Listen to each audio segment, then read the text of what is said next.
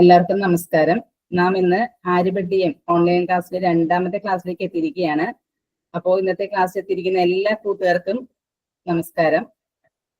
നമുക്കിന്ന് ക്ലാസ്സിലേക്ക് എത്തിയിരിക്കുന്ന അശോക് സാറാണ്. സാറിനെ നിങ്ങൾക്ക് അറിയാം, ക്ലാസ്സിൽ വെച്ചറിയാം, കഴിഞ്ഞ ആഴ്ചവർക്കും അറിയാം. സയന്റിസ്റ്റ് ആണ്. സാറ് തൃശ്ശൂർ സ്വദേശിയാണ്. പിന്നെ അടുത്തത് നമുക്ക് കൃഷ്ണൻ മാഷ് എത്തിയിട്ടുണ്ട്. കൃഷ്ണൻ മാഷ് നമുക്ക് അടുത്ത ദിവസം ക്ലാസ് എടുക്കുന്നുണ്ടാവും, അടുത്ത ദിവസങ്ങളിൽ ക്ലാസ് എടുക്കുന്നുണ്ടാവും. സാറ് കോഴിക്കോട് സ്വദേശിയാണ്, ഹെഡ് മാസ്റ്റർ ആയിരുന്നു. എന്നെ പരിചയപ്പെടുത്താം. എൻ്റെ പേര് വിദ്യ, ഞാൻ എറണാകുളം സ്വദേശിനിയാണ്, ഒരു ടീച്ചറാണ്. ഓക്കെ, നിങ്ങൾ ഓരോരുത്തരെയും പരിചയപ്പെടുത്തണം കേട്ടോ. ഇപ്പൊ ഒന്ന് ജസ്റ്റ് ഒന്ന് പേര് പറഞ്ഞേ. പുതിയ കുട്ടികൾ വന്നൂലോ, ജസ്റ്റ് ഒന്ന് പേര് പറഞ്ഞേ. എല്ലാവർക്കും കാർത്തികേയൻ. ഓക്കെ. ഏത് ക്ലാസ്സിലാണ് കാർത്തികേയൻ? 8th. ഓക്കെ, നെക്സ്റ്റ് പറഞ്ഞോളൂ. പരിചയപ്പെടാനാണ്. നവദീപ്. നവദീപ്. ഓക്കെ. നവദീപ്. ക്ലാസ് പറയൂ. 6th. ഓക്കെ, ഇന്ന് ഫസ്റ്റ് ടൈം കയറുന്നതാണല്ലേ? രണ്ടുപേരും, കാർത്തികേയനും അതുപോലെ നവദീപും ഇന്ന് ഫസ്റ്റ് ടൈം. ഞങ്ങൾക്ക് ലാസ്റ്റ് ഡേയിലും ക്ലാസ് ഉണ്ടായിരുന്നു. ഓക്കെ, അടുത്ത ആൾ പറഞ്ഞോളൂ.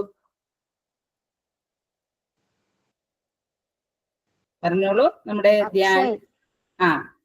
Akshay. Class 8th. Okay. Anusree. 9th miss. 9th. പറയൂ, അടുത്ത ആള് പറയൂ. ധ്യാൻ ശിവ് 6th. അശ്വിൻ. ക്ലാസ് പറയൂ. അശ്വിൻ, പരിചയപ്പെടുത്തൂ. ദേവകൃഷ്ണൻ 9th. എത്രയാണ്? 9th. ഓക്കെ. അപ്പൊ നമുക്കിന്ന് 6 കുട്ടികളെ വന്നിട്ടുള്ളൂ. നിങ്ങൾ 32 കുട്ടികളും പങ്കെടുത്ത ഒരു പ്രോഗ്രാം ആയിരുന്നല്ലേ ആര്യഭട്ടീയം? അപ്പൊ നമ്മുടെ ഫ്രണ്ട്സിനെയൊക്കെ പരസ്പരം വിളിക്കാൻ വേണ്ടി പറഞ്ഞിരുന്നു. ആരെങ്കിലും വിളിച്ചിരുന്നോ ഫ്രണ്ട്സിനെയൊക്കെ? അപ്പൊ അടുത്ത ദിവസം നിങ്ങൾ നിങ്ങളുടെ ഫ്രണ്ട്സിനെയൊക്കെ പരിചയം ഉണ്ടെന്നുണ്ടെങ്കിൽ, നിങ്ങളുടെ നമ്പറൊക്കെ അറിയാമെന്നുണ്ടെങ്കിൽ നിങ്ങൾ പരസ്പരം ഒന്ന് വിളിക്കണം. നെക്സ്റ്റ് വീക്ക് നമുക്ക് എല്ലാവരും ഒന്ന് വിളിച്ച് കയറ്റാൻ വേണ്ടി ശ്രമം നമുക്ക് നടത്തണം. ഓക്കെ, റെഡിയല്ലേ? റെഡിയാണോ? നമ്പറൊക്കെ നിങ്ങളുടെ കയ്യില്? ഫ്രണ്ട്സിന്റെ നമ്പറൊക്കെ ഉണ്ടോ ആരെങ്കിലും കയ്യില്? ഒന്ന് തമ്പിട്ട് ആരെങ്കിലും നമ്പർ ഉണ്ടോ? ഫ്രണ്ട്സിന്റെ നമ്പർ ഉണ്ടോ ആരെങ്കിലും കയ്യില്? ഫ്രണ്ട്സിന്റെ അന്ന് നിങ്ങൾ 3 days 2 നമ്പർ ഉണ്ട്. അപ്പൊ നെക്സ്റ്റ് വീക്കിലേക്ക് വേണ്ടി അവരെ വിളിക്കണം. എന്തായാലും വരാൻ വേണ്ടി പറയണം കേട്ടോ. വേറെ ആരെയൊക്കെ നമ്പർ ഉണ്ട്? ആരും ഫ്രണ്ട്സിന്റെ നമ്പർ ഒന്നും വാങ്ങിയില്ലായിരുന്നോ? ഇല്ല. അവിടെ വന്ന ഒരു നമ്പർ ഉണ്ട് മിസ്. അപ്പൊ അവരെ നമ്മൾ വിളിച്ചിട്ട് ഇങ്ങനെ ക്ലാസ് നടക്കുന്നുണ്ട് ഓൺലൈനായിട്ട്, അതിൽ കയറണം എന്ന് പറയണം കേട്ടോ. ഓക്കെ, അപ്പൊ നമുക്ക് ഇന്നത്തെ ക്ലാസ് സ്റ്റാർട്ട് ചെയ്യാം. അപ്പൊ ലാസ്റ്റ് വീക്കിൽ എന്തായിരുന്നു ക്ലാസ്? ആർക്കെങ്കിലും പറയാമോ? ക്ലാസ്സിൽ പങ്കെടുത്ത ആരെങ്കിലും?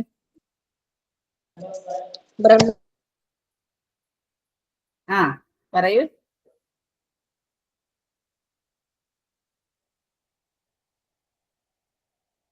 ബ്രഹ്മോസിനെ കുറിച്ചിട്ടായിരുന്നല്ലേ ക്ലാസ്? പിന്നെ അതുപോലെ നാസ എന്നുള്ള സൈറ്റും ഒക്കെ പരിചയപ്പെടുത്തിയായിരുന്നു. നല്ല രീതിയിൽ സ്ക്രീൻ ഷെയറിംഗ് ഒക്കെ ആയിട്ടായിരുന്നു സാറിന്റെ ക്ലാസ്. അപ്പൊ ഇന്നും അതുപോലെ നല്ലൊരു ക്ലാസ് തന്നെയായിരിക്കും. അപ്പൊ നമുക്ക് എല്ലാവരും കൂടി നമ്മുടെ സാറിനെ, അശോക് സാറിനെ സ്നേഹപൂർവ്വം ക്ഷണിക്കുന്നത് ക്ലാസ് എടുക്കുന്നതിനായിട്ട്. ഇന്നത്തെ ക്ലാസ് എത്തിച്ചേർന്നിരിക്കുന്ന കൃഷ്ണൻ മാഷിന് സ്വാഗതം. അതുപോലെ വന്നെത്തിയിരിക്കുന്ന ഓരോ കുട്ടികൾക്കും സ്വാഗതം. സാറിനെ ക്ലാസ് എടുക്കുന്നതിനെ ക്ഷണിച്ചോളുന്നു സാർ.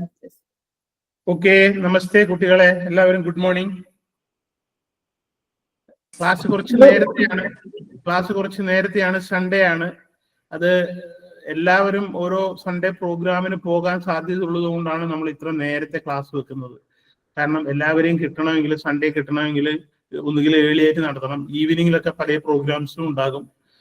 കുറച്ച് കഴിഞ്ഞ് കഴിഞ്ഞാലും വീടുകളിൽ യാത്ര, അങ്ങനെയുള്ള പ്രോഗ്രാംസ് ഒക്കെ വരും, കല്യാണം, ഗെറ്റ് ടുഗദർ. അതുകൊണ്ടാണ് നമ്മൾ ഇത്രയും നേരത്തെ വെച്ചത്.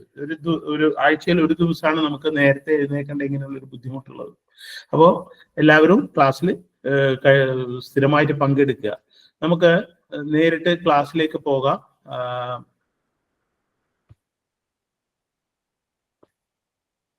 ഞാൻ എൻ്റെ സ്ക്രീൻ ഷെയർ ചെയ്യാണ്.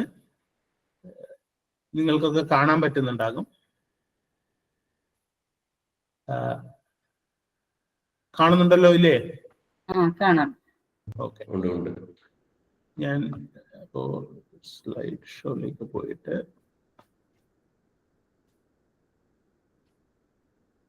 ഓക്കെ, നമ്മള് കഴിഞ്ഞ ക്ലാസ്സിൽ ചെയ്തത് പിന്നെ അതിന്റെ ക്വസ്റ്റ്യൻസ് കുറച്ച് തന്നിരുന്നു. പങ്കെടുക്കാത്ത കുട്ടികൾക്ക് അറിയില്ല എങ്കിലും പിന്നെ പങ്കെടുക്കാത്ത കുട്ടികൾക്ക് വേണ്ടിയിട്ട് ഞാൻ ആ ക്വസ്റ്റ്യൻസ് ഒന്നുകൂടെ റിപ്പീറ്റ് ചെയ്യാം. നിങ്ങൾ വേണമെങ്കിൽ നോട്ട് എഴുതിയെടുത്തോളൂ.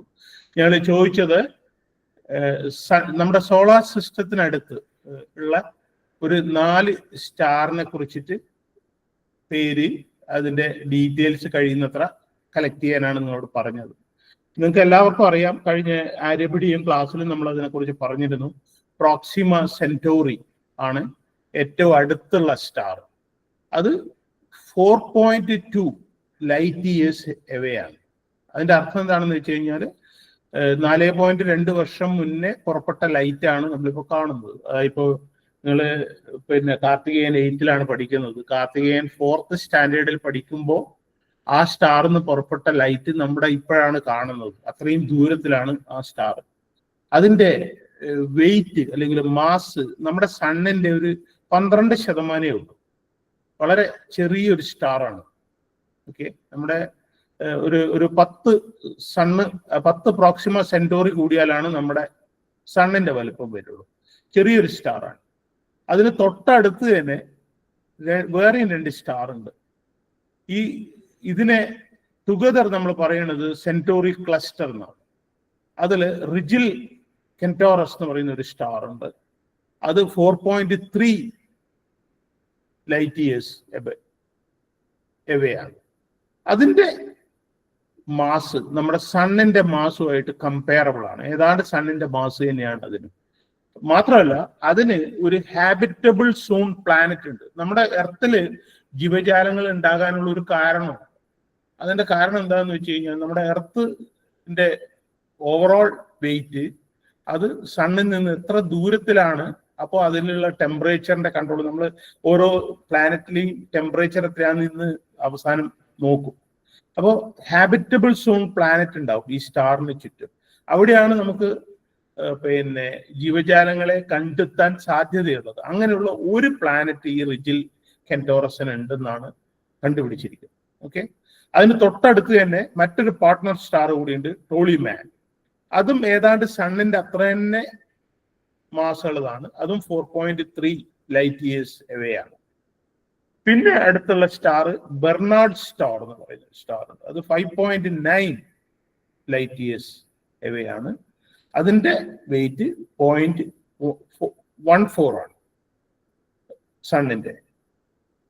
പിന്നെയുള്ള ഒരു വലിയ ബ്രൈറ്റസ്റ്റ് സ്റ്റാർ നമ്മൾ നൈറ്റിൽ നോക്കുമ്പോൾ കാണുന്നതിൽ ഏറ്റവും ബ്രൈറ്റസ്റ്റ് ആയ ഒരു സ്റ്റാർ ആണ് സിറിയസ് എന്ന് പറയുന്നത്. അത് 8.9 ലൈറ്റ് ഇയേഴ്സ് എവേ ആണ്. അത് 2 സണ്ണിന്റെ മാസ് കൂടിയതാണ്. ഓക്കെ, അപ്പോ പ്രോക്സിമ സെന്റോറി, റിജിൽ കെന്റോറസ്, ടോളിമാൻ, ഈ 3 സ്റ്റാറുകളെ ടുഗദറിനെ നമ്മൾ പറയുന്നത് സെന്റോറി ക്ലസ്റ്റർ അല്ലെങ്കിൽ പിന്നെ ക്ലസ്റ്റർ എന്നാണ് വിളിക്കുന്നത്. അതിൽ ഈ പ്രോക്സിമ സെന്റോറി ആണ് ഇപ്പോ സണ്ണിനടുത്ത്. കഴിഞ്ഞ ഒരു 32,000 വർഷമായിട്ട് അതാണ് ഏറ്റവും ക്ലോസസ്റ്റ് ആയിട്ടുള്ള സ്റ്റാർ. ഇനി ഒരു 25,000 ഇയേഴ്സും കൂടെ പ്രോക്സിമ സെന്റോറി ആയിരിക്കും നമ്മുടെ ഏറ്റവും ക്ലോസസ്റ്റ് സ്റ്റാർ. അത് കഴിഞ്ഞാൽ റിജിൽ ആൻഡ് ടോൾമാൻ നമ്മുടെ ക്ലോസസ്റ്റ് സ്റ്റാർ ആവും. അതെന്താ കാരണം എന്ന് വെച്ച് കഴിഞ്ഞാൽ ഈ ഓർബിറ്റ്, ആസ്ട്രോണോമിക്കൽ ഒബ്ജക്ട്സിന്റെ ഓർബിറ്റ് ഒന്നും പെർഫെക്റ്റ് സർക്കിൾ അല്ല. അത് എലിപ്റ്റിക്കൽ ഷേപ്പ് എന്ന് പറയും. നമ്മുടെ എഗ്ഗിന്റെ ഒക്കെ ഒരു ഷേപ്പ് പോലെയാണ്. എഗ്ഗ് വരച്ചാൽ കിട്ടില്ലേ, നമ്മൾ എഗ്ഗ് ഒരു പേപ്പറിൽ വരയ്ക്കുമ്പോൾ ഉള്ള ഒരു ഇതുണ്ടല്ലോ, ഒരു എലോങ്ങേറ്റഡ് സർക്കിൾ ആണ്. അതിന് എലിപ്സ് എന്നാണ് പറയുന്നത്. അപ്പോ എലിപ്സിലൂടെ സഞ്ചരിക്കുമ്പോൾ ചില സമയത്ത് അത് നമ്മുടെ അടുത്തായിരിക്കും, ചില സമയത്ത് നമ്മളിൽ നിന്ന് ദൂരെ ആയിരിക്കും. അപ്പോൾ പ്രോക്സിമ സെന്റോറി സ്ലോ ആയിട്ട് നമ്മളിൽ നിന്ന് അകന്നുകൊണ്ടിരിക്കുകയാണ്, മറ്റേത് 2 നമ്മുടെ അടുത്തോട്ട് വരികയാണ്. അതുകൊണ്ട് റിജിൽ കെന്റോറസും ടോളിമാനും ഒരു 25,000 ഇയേഴ്സ് കഴിഞ്ഞു കഴിഞ്ഞാൽ ഇതേ ക്വസ്റ്റ്യൻ ചോദിച്ചു കഴിഞ്ഞാൽ who is the closest star എന്ന് പറഞ്ഞു കഴിഞ്ഞാൽ നമ്മൾ പ്രോക്സിമ സെന്റോറി എന്നല്ല പറയാ, റിജിൽ കെന്റോറസിനോ ടോളിമാനോ ആവും. ഓക്കെ, അതാണ് ആദ്യത്തെ ക്വസ്റ്റ്യനുള്ള ഡീറ്റെയിൽഡ് ആയിട്ടുള്ള ആൻസർ. പിന്നെ ഒരു ചോദ്യം എന്തായിരുന്നു വെച്ച് കഴിഞ്ഞാൽ ആസ്ട്രോയിഡ്സ് എന്താണ്. ആസ്ട്രോയിഡ്സ് എന്ന് പറഞ്ഞു കഴിഞ്ഞാൽ അതൊരു തരം റോക്സ് ആണ്. ഒരു 3 ടൈപ്സ് ആസ്ട്രോയിഡ്സ് ഉണ്ട്. അത് നമുക്ക് അത്ര ഡീറ്റെയിൽ ആയിട്ട് നമുക്കിപ്പോൾ പഠിക്കേണ്ടതില്ല. Clay കൂടുതലുള്ളതുണ്ട്, metals കൂടുതലുള്ളതുണ്ട്. പക്ഷെ എല്ലാ ആസ്ട്രോയിഡ്സും പൊതുവെ നമ്മുടെ ജൂപ്പിറ്ററിനും മാർസിനും ഇടയിലുള്ള ഒരു ആസ്ട്രോയിഡ് ബെൽറ്റിലാണ് ഇതൊക്കെ സ്ഥിതി ചെയ്യുന്നത്. അതിലെ ഏറ്റവും വലിയ ആസ്ട്രോയിഡ് ആണ് വെസ്റ്റ. അത് 530 കിലോമീറ്റർ ഇൻ ഡയമീറ്റർ ആണ്. ഓക്കെ, സ്മോളസ്റ്റ് 10 മീറ്ററും അതിൽ സ്മോൾ ആയതും ഉണ്ടാകും. 10 മീറ്റർ ആണ് നമ്മൾ ഏതാണ്ട് കാണുന്നത് സ്മോളസ്റ്റ് ഡയമീറ്റർ. പെല്ലസ് എന്ന് പറയുന്ന മറ്റൊരു ആസ്ട്രോയിഡ് ഉണ്ട്, അത് 512 കിലോമീറ്റർ ആണ് അതിന്റെ ഡയമീറ്റർ. ഹൈജിയ അത് 430 കിലോമീറ്റർ ആണ്. നമ്മളിപ്പോ ആസ്ട്രോയിഡ് ബെൽറ്റിലുള്ള എല്ലാ ആസ്ട്രോയിഡും കൂടെ എടുത്തിട്ട് അതിന്റെ വെയിറ്റ് കമ്പയർ ചെയ്യുകയാണെങ്കിൽ, എല്ലാം കൂടെ ടുഗദർ കമ്പയർ ചെയ്യുകയാണെങ്കിൽ അത് നമ്മുടെ മൂണിനേക്കാളും കുറവാണ്. അപ്പൊ കുറെ ചെറിയ ചെറിയ പാറക്കഷ്ണങ്ങളും വലിയ പാറക്കഷ്ണങ്ങളും കൂടിയതാണ് ഈ ആസ്ട്രോയിഡ് ബെൽറ്റ്. ഈ ആസ്ട്രോയിഡ് ബെൽറ്റിനെ കുറിച്ച് നമ്മൾ സംസാരിക്കുമ്പോൾ എന്താണ് പ്രശ്നം എന്ന് വെച്ചാൽ, നമ്മൾ പറഞ്ഞല്ലോ എലിപ്റ്റിക്കൽ ഓർബിറ്റ് ആണ്. നമ്മുടെ സണ്ണിന് ചുറ്റും വറുത്ത് പോകുന്നത് ഒരു എലിപ്റ്റിക്കൽ ഓർബിറ്റിലാണ്. ഈ ആസ്ട്രോയിഡ്സ് ഒക്കെ പോകുന്നത് എലിപ്റ്റിക്കൽ ഓർബിറ്റാണ്. അപ്പൊ ചിലപ്പോൾ നമ്മുടെ പാത്തും ഈ ആസ്ട്രോയിഡ് ബെൽറ്റിലുള്ള ചില ഓബ്ജക്ട്സിന്റെ പാത്തും തമ്മിൽ ക്രോസ് ചെയ്യാൻ സാധ്യതയുണ്ട്. അങ്ങനെ ക്രോസ് ചെയ്യുമ്പോഴാണ് നമ്മൾ ഇടക്ക് പിന്നെ ഇതൊക്കെ കാണുന്നത്, മീറ്റിയോറൈറ്റ്സും. പിന്നെ ചിലപ്പോ ഇത് വന്ന് നമ്മുടെ എർത്തിന് സ്ട്രൈക്ക് ചെയ്യും. അങ്ങനെയാണ് ഡൈനസോഴ്സ് ഇല്ലാതായതെന്ന് വിശ്വസിക്കുന്നല്ല, അതാണ് ഏതാണ്ട് ഫാക്ട്. അപ്പൊ നമുക്കത് കുറച്ച് കഴിഞ്ഞിട്ട് നോക്കാം, കുറച്ചുകൂടെ ഡീറ്റെയിൽ ആയിട്ട് അതിനെക്കുറിച്ച്. ഓക്കെ, അതാണ് സെക്കൻഡ് ക്വസ്റ്റ്യൻ. ഇതാണ് ചില ആസ്ട്രോയിഡ്സിന്റെ ഫോട്ടോസ് നമ്മൾ ഇവിടുന്ന് ടെലസ്കോപ്പ് ഉപയോഗിച്ചിട്ട്. അതിൽ സെറസ് എന്ന് പറയുന്ന ഒരു ആസ്ട്രോയിഡ് ഉണ്ട്. അതിനെ പ്ലാനറ്റ് ആണോ ആസ്ട്രോയിഡ് ആണോ എന്ന് പറഞ്ഞു കഴിഞ്ഞാൽ അതിനൊരു ബോർഡർ ലൈനാണ്. അതുകൊണ്ട് സെറസിനെ നമ്മൾ പൊതുവെ ആസ്ട്രോയിഡ്, ലാർജസ്റ്റ് ആസ്ട്രോയിഡിൽ സെറസിനെ ഉണ്ടാക്കില്ല. വെസ്റ്റ, പാലസ്, അതിന്റെയൊക്കെ പിക്ചർ നമുക്ക് കാണാം. Okay, asteroid hazards. ഈ ആസ്ട്രോയിഡ് ഞാൻ പറഞ്ഞു ഇടക്ക് ഭൂമിയിലേക്ക് പതിക്കാൻ സാധ്യതയുണ്ട്. അത് എത്ര അപ്പൊ ആസ്ട്രോയിഡിനെ കുറിച്ച് നമ്മൾ കണ്ടിന്യൂസ് ആയിട്ട് നാസ ഒബ്സർവ് ചെയ്തുകൊണ്ടിരിക്കുന്നുണ്ട്. കാരണം ഒരു ആസ്ട്രോയിഡ് വന്ന് ഭൂമിയിൽ പതിച്ചിട്ട് വലിയ നാശനഷ്ടങ്ങൾ ഉണ്ടാക്കാനും ചിലപ്പോൾ നമ്മുടെ ഹ്യൂമൻ റേസ് തന്നെ ഇല്ലാതാകാം. ജീവജാലങ്ങൾക്ക് വലിയ സ്ലൈഡ് തന്നെയാണ് ഇപ്പോഴും നിൽക്കുന്നത്. സർ സ്ലൈഡ് മൂവ് ചെയ്യാനായിട്ടാണോ? സ്ലൈഡ് മൂവ് ചെയ്യുന്നില്ല അല്ലേ? ഓ ഇല്ല, സ്ലൈഡ് ചേഞ്ച് ആയില്ല. ഓക്കെ, ഞാൻ തിരിച്ചു പോയിട്ട് ഒന്നുകൂടെ നോക്കട്ടെ.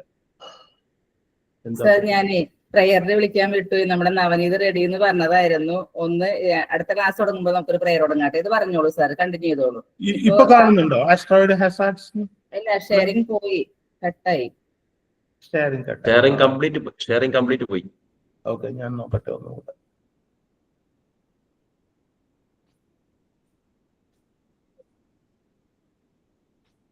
നെറ്റ് പ്രശ്നങ്ങൾ എന്തെങ്കിലും ആകും.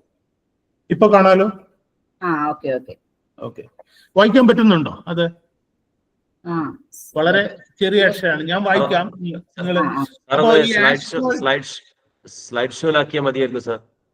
സ്ലൈഡ് ഷോയിലായാലും അത് പോകുമെന്ന് വിചാരിച്ചാൽ ഞാൻ നോക്കാം.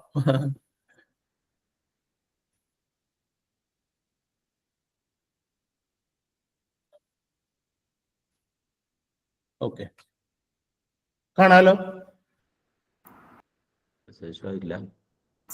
സെയിം തന്നെയാണ്, കുഴപ്പമില്ല സാർ, വായിച്ചാൽ മതി. ഓക്കെ, ഞാൻ എന്നാലും ഇത് വായിക്കാം. അപ്പൊ ആസ്ട്രോയിഡ് ഹാസാർഡ്സ് അതാണ് ഞാൻ ഷെയർ ചെയ്യുമ്പോ അത് സ്ലൈഡ് ഷോ ആകുമ്പോ എന്തോ അത് കാണുന്നില്ല, അതെന്താണെന്ന് അറിയില്ല.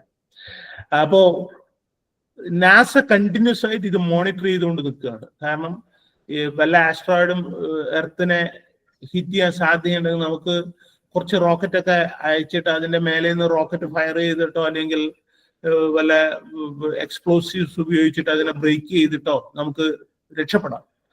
ചെറിയൊരു മാറ്റം വരുത്തിയാൽ മതി, എർത്തിനെ മിസ്സാകും. അപ്പോൾ കണ്ടിന്യൂസ് ആയിട്ട് മോണിറ്റർ ചെയ്തുകൊണ്ടിരിക്കുന്നുണ്ട്. അപ്പോൾ ഹാസാർഡ് എന്ന് പറഞ്ഞ വേർഡിന്റെ അർത്ഥം അപകടം.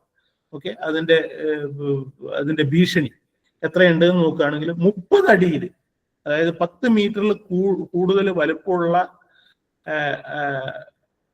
ആസ്ട്രോയിഡ് ഒരു 10 വർഷം കൂടുമ്പോൾ ഭൂമിയെ ഹിറ്റ് ചെയ്യാറുണ്ട് ആവറേജ്. ഓരോ 10 വർഷത്തിലും ഒന്ന് വീതം ഹിറ്റ് ചെയ്യുന്നുണ്ട്. ഒരു 10 മീറ്റർ എന്ന് പറഞ്ഞു കഴിഞ്ഞാൽ നമ്മുടെ വീടിന്റെ ഒക്കെ ഹൈറ്റ്, ഒരു നിലയുടെ ഹൈറ്റ് ഏതാണ്ട് 3 മീറ്ററാണ്. അപ്പോൾ ഒരു 3 നില ഹൈറ്റുള്ള ഒരു ബിൽഡിങ് വന്ന് എർത്തിനെ ഹിറ്റ് ചെയ്യുന്ന പോലെയാണ്. അത് ഒരു വളരെ ബ്രൈറ്റ് ആയിട്ടുള്ള ഒരു ഫയർ ബാൾ ആയിരിക്കും. അതൊരു സ്ട്രോങ് സൗണ്ട് ഉണ്ടാക്കും. അത് അടുത്തടുത്തുള്ള ബിൽഡിങ്ങുകളുടെ ഒക്കെ വിൻഡോ ഒക്കെ ബ്രേക്ക് ചെയ്യുന്ന തരത്തിലുള്ള നാശനഷ്ടങ്ങൾ ഉണ്ടാക്കാം. പിന്നെ 50 മീറ്റർ സൈസ് ഉള്ളത് എർത്തിനെ ഹിറ്റ് ചെയ്യാം. അതൊരു 1000 വർഷം കൂടുമ്പോൾ ഒരു തവണ വീതം സംഭവിക്കുന്നതാണ്. അത് ലോക്കലായിട്ട് നല്ല ഡെവസ്റ്റേഷൻ എന്നുള്ളത് ഒരു പുതിയ വാക്കായിരിക്കാം. നിങ്ങൾക്ക് ചിലർക്ക് കുറെ നാശനഷ്ടങ്ങൾ ഉണ്ടാക്കും ലോക്കലായിട്ട്. അത് ഒരു ക്രേറ്റർ ഉണ്ടാക്കും. നമ്മൾ കുറച്ച് കഴിയുമ്പോൾ ഒരു ക്രേറ്ററിന്റെ ഫോട്ടോ കാണും. ക്രേറ്റർ എന്ന് പറഞ്ഞു കഴിഞ്ഞാൽ വലിയൊരു കുഴി ഉണ്ടാക്കും. ഓക്കെ. പിന്നെ 140 മീറ്റേഴ്സ് ഉള്ള ആസ്ട്രോയിഡ് ഒരു 20,000 വർഷം കൂടുമ്പോൾ ഒരു തവണ വീതം ഭൂമിനെ ഹിറ്റ് ചെയ്യുന്നത് ഏതാണ്ട്. അതൊരു 3000 അടി തൊട്ട്, അതായത് 1-2 കിലോമീറ്റർ വലുപ്പമുള്ള വലിയൊരു കുഴി ഉണ്ടാക്കും. ഇത് ഒരു നഗരത്തെയോ അല്ലെങ്കിൽ ഒരു സ്റ്റേറ്റിനെയോ മൊത്തം പിടിച്ചെടുക്കാൻ ശക്തിയുള്ള, നാശനഷ്ടങ്ങൾ വരുത്താൻ സാധ്യതയുള്ള ഒരു ഇവന്റാണ്. ഇതിനെ വളരെ ആസ്ട്രോയിഡ് പൊട്ടൻഷ്യലി വളരെ ഹാസാഡസ് ആയിട്ടുള്ള ഒരു ആസ്ട്രോയിഡ് ആണ്. പിന്നെ 1000 മീറ്റർ സൈസുള്ള ആസ്ട്രോയിഡ് വളരെ കുറവാണ്. അത് നമ്മൾ നേരത്തെ കണ്ടു. പിന്നെ 500 കിലോമീറ്റർ വരെ വലുപ്പമുള്ള ആസ്ട്രോയിഡ് ഉണ്ട്. 1000 മീറ്റർ വലുപ്പമുള്ള, അതായത് 1 കിലോമീറ്റർ വലുപ്പമുള്ള ഒരു ആസ്ട്രോയിഡ് വന്ന് എർത്തിനെ ഹിറ്റ് ചെയ്യാൻ സാധ്യത ഒരു 7 ലക്ഷം കൊല്ലം കൂടുമ്പോൾ ഒരു തവണ വീതം ഹിറ്റ് ചെയ്യുന്നുണ്ട്. അതൊരു 10 കിലോമീറ്റർ വലുപ്പമുള്ള ഒരു വലിയൊരു കുഴി ഉണ്ടാക്കും.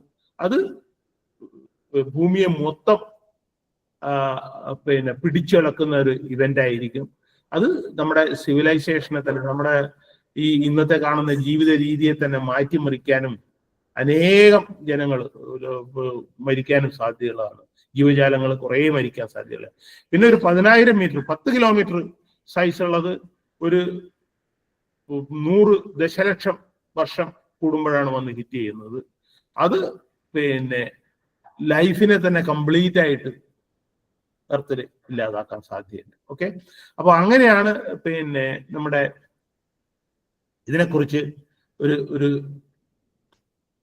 ക്രേറ്റർ ആസ്ട്രോയിഡിനെ കുറിച്ചുള്ള, ഇതൊരു അരിസോണ അല്ലേ, അമേരിക്കയിലുള്ള അരിസോണ എന്ന് പറയുന്ന സ്റ്റേറ്റിലുള്ള ബാരിഞ്ചർ ക്രേറ്റർ ആണ്. ഇതിങ്ങനെ ഒരു ആസ്ട്രോയിഡ് വന്ന് ഹിറ്റ് ചെയ്തിട്ടുണ്ടായ ഫോട്ടോ കാണാമല്ലോ എല്ലാവർക്കും ഇല്ലേ? കാണാൻ പറ്റുന്നത്. ഇതൊരു 1.2 കിലോമീറ്റർ വലുപ്പമുള്ള ഒരു കുഴിയാണ്. ഒരു 150 മീറ്റർ ആഴമുണ്ട്.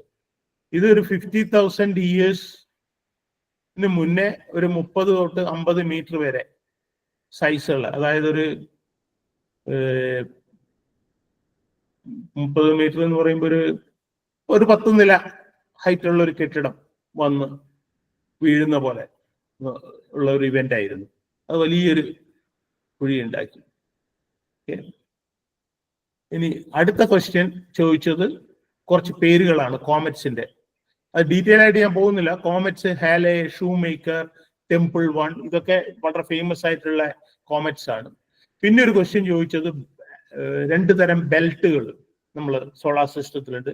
അത് ഒന്ന് ആസ്ട്രോയിഡ് ബെൽറ്റ് ആണ്, നമ്മളിപ്പോൾ പരിചയപ്പെട്ടു. മറ്റൊന്ന് കുയിപ്പർ ബെൽറ്റ് എന്ന് പറയുന്ന മറ്റൊരു ബെൽറ്റ് ഉണ്ട്. അത് നെപ്റ്റ്യൂണിന് അടുത്തുള്ള ഒരു ബെൽറ്റാണ്. ഇതായിരുന്നു കഴിഞ്ഞ ക്ലാസ്സിലെ നമ്മുടെ ക്വസ്റ്റ്യൻസിന്റെ ആൻസേഴ്സ്. ഓക്കെ. വളരെ ഡീറ്റെയിൽ ആയിട്ടാണ് നമ്മൾ പറയണത്.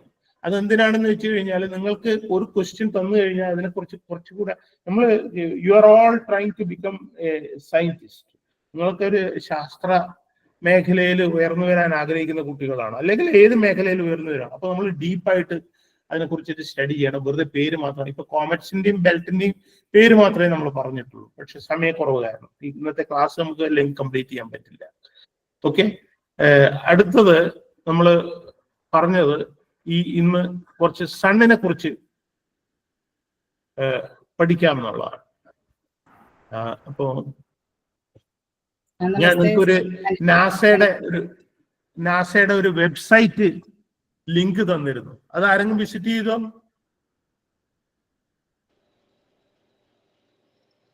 കുട്ടികൾ ആരെങ്കിലും കയറി നോക്കിയിരുന്നോ ആ നാസയുടെ website? Yes, sir. Yes, sir. കുട്ടികൾക്ക് മനസ്സിലാകുന്ന തരത്തിലുള്ള സണ്ണിനെ കുറിച്ചുള്ള ഒരു വിവരണമായിരുന്നു.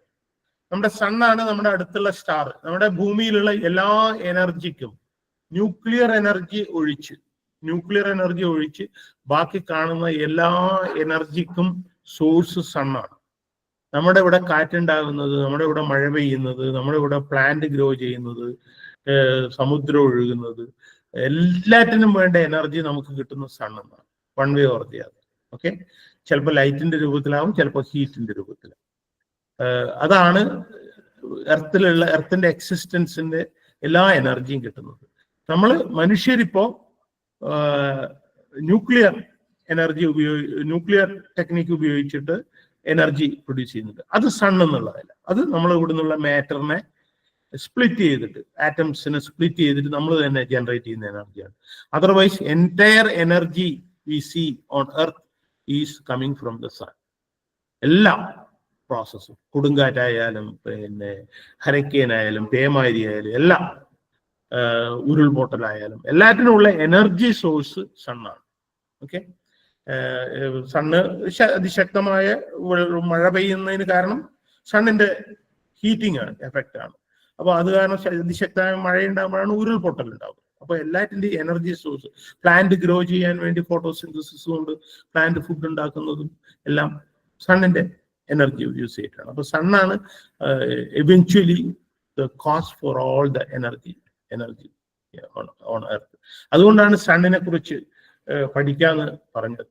അപ്പോൾ സണ്ണിനെ കുറിച്ച് പഠിക്കുമ്പോൾ സണ്ണിൽ നമ്മൾ പറഞ്ഞു ഹൈഡ്രജൻ ഫ്യൂസ് ചെയ്തിട്ടാണ് സണ്ണിൽ എനർജി ഉണ്ടാകുന്നത്. രണ്ട് ഹൈഡ്രജൻ ആറ്റം ചേർന്ന് ഡ്യൂട്ടീരിയം എന്ന് പറയുന്ന ഹെവി ഹൈഡ്രജൻ ഉണ്ടാകും. അത് കഴിഞ്ഞിട്ട് ട്രിറ്റിയം ഉണ്ടാവും. അത് കഴിഞ്ഞിട്ടാണ് ഹീലിയം ഉണ്ടാവും. അതൊരു 2-3 സ്റ്റെപ്പ് പ്രോസസ്സാണ്. നമ്മുടെ കടൽ വെള്ളത്തിലൊക്കെ കുറച്ച് ഡ്യൂട്ടീരിയം ഉണ്ട്, ഹെവി ഹൈഡ്രജൻ എന്ന് പറയും. അതായത് നിങ്ങൾ 9ാം ക്ലാസ്സിലെ കുട്ടികൾക്കും 8ലെ കുട്ടികൾക്കൊക്കെ അറിയാം ആറ്റത്തിന്റെ മോഡൽ. ആറ്റത്തിൽ ഹൈഡ്രജന്റെ ന്യൂക്ലിയസിൽ ഒരു പ്രോട്ടോൺ ആണ്, അതിന്റെ കൂടെ ഒരു ഇലക്ട്രോൺ അതിന് ചുറ്റും പോകുന്നു. അതാണ് ഹൈഡ്രജൻ. ഒരു പ്രോട്ടോൺ സെൻട്രൽ, ഇലക്ട്രോൺ ചുറ്റും പോകുന്നു. അതാണ് ഹൈഡ്രജൻ ആറ്റം. ആ ഹൈഡ്രജന്റെ ആറ്റത്തിന്റെ ന്യൂക്ലിയസിൽ നമ്മളൊരു ന്യൂട്രോണിനെ കൂടെ ആഡ് ചെയ്ത് കഴിഞ്ഞാൽ അതിന് ഡ്യൂട്ടീരിയം എന്നാ പറയുക. അത് ഹൈഡ്രജൻ തന്നെയാണ്, പക്ഷെ ഹെവി ഹൈഡ്രജൻ. ഹൈഡ്രജന്റെ പ്രോപ്പർട്ടിയാണ് അതിനെല്ലാം ഉണ്ടാവുക, പക്ഷെ അത് കുറച്ചും കൂടെ ഹെവി ആയിരിക്കും. അങ്ങനെയുള്ള ഡ്യൂട്ടീരിയം, ട്രിറ്റിയം എന്നൊക്കെ ആദ്യം ഉണ്ടാവും. അത് കഴിഞ്ഞിട്ടാണ് ഹീലിയം ഉണ്ടാവുക സണ്ണിൽ. അതിന്റെ റിയാക്ഷൻ ഞാനിന്ന് പറയാമെന്ന് വിചാരിച്ചിരുന്നു, പക്ഷെ സമയക്കുറവ് കാരണം നോക്കട്ടെ, പ്രസന്റേഷനിലേക്ക് വീണ്ടും പോകാം.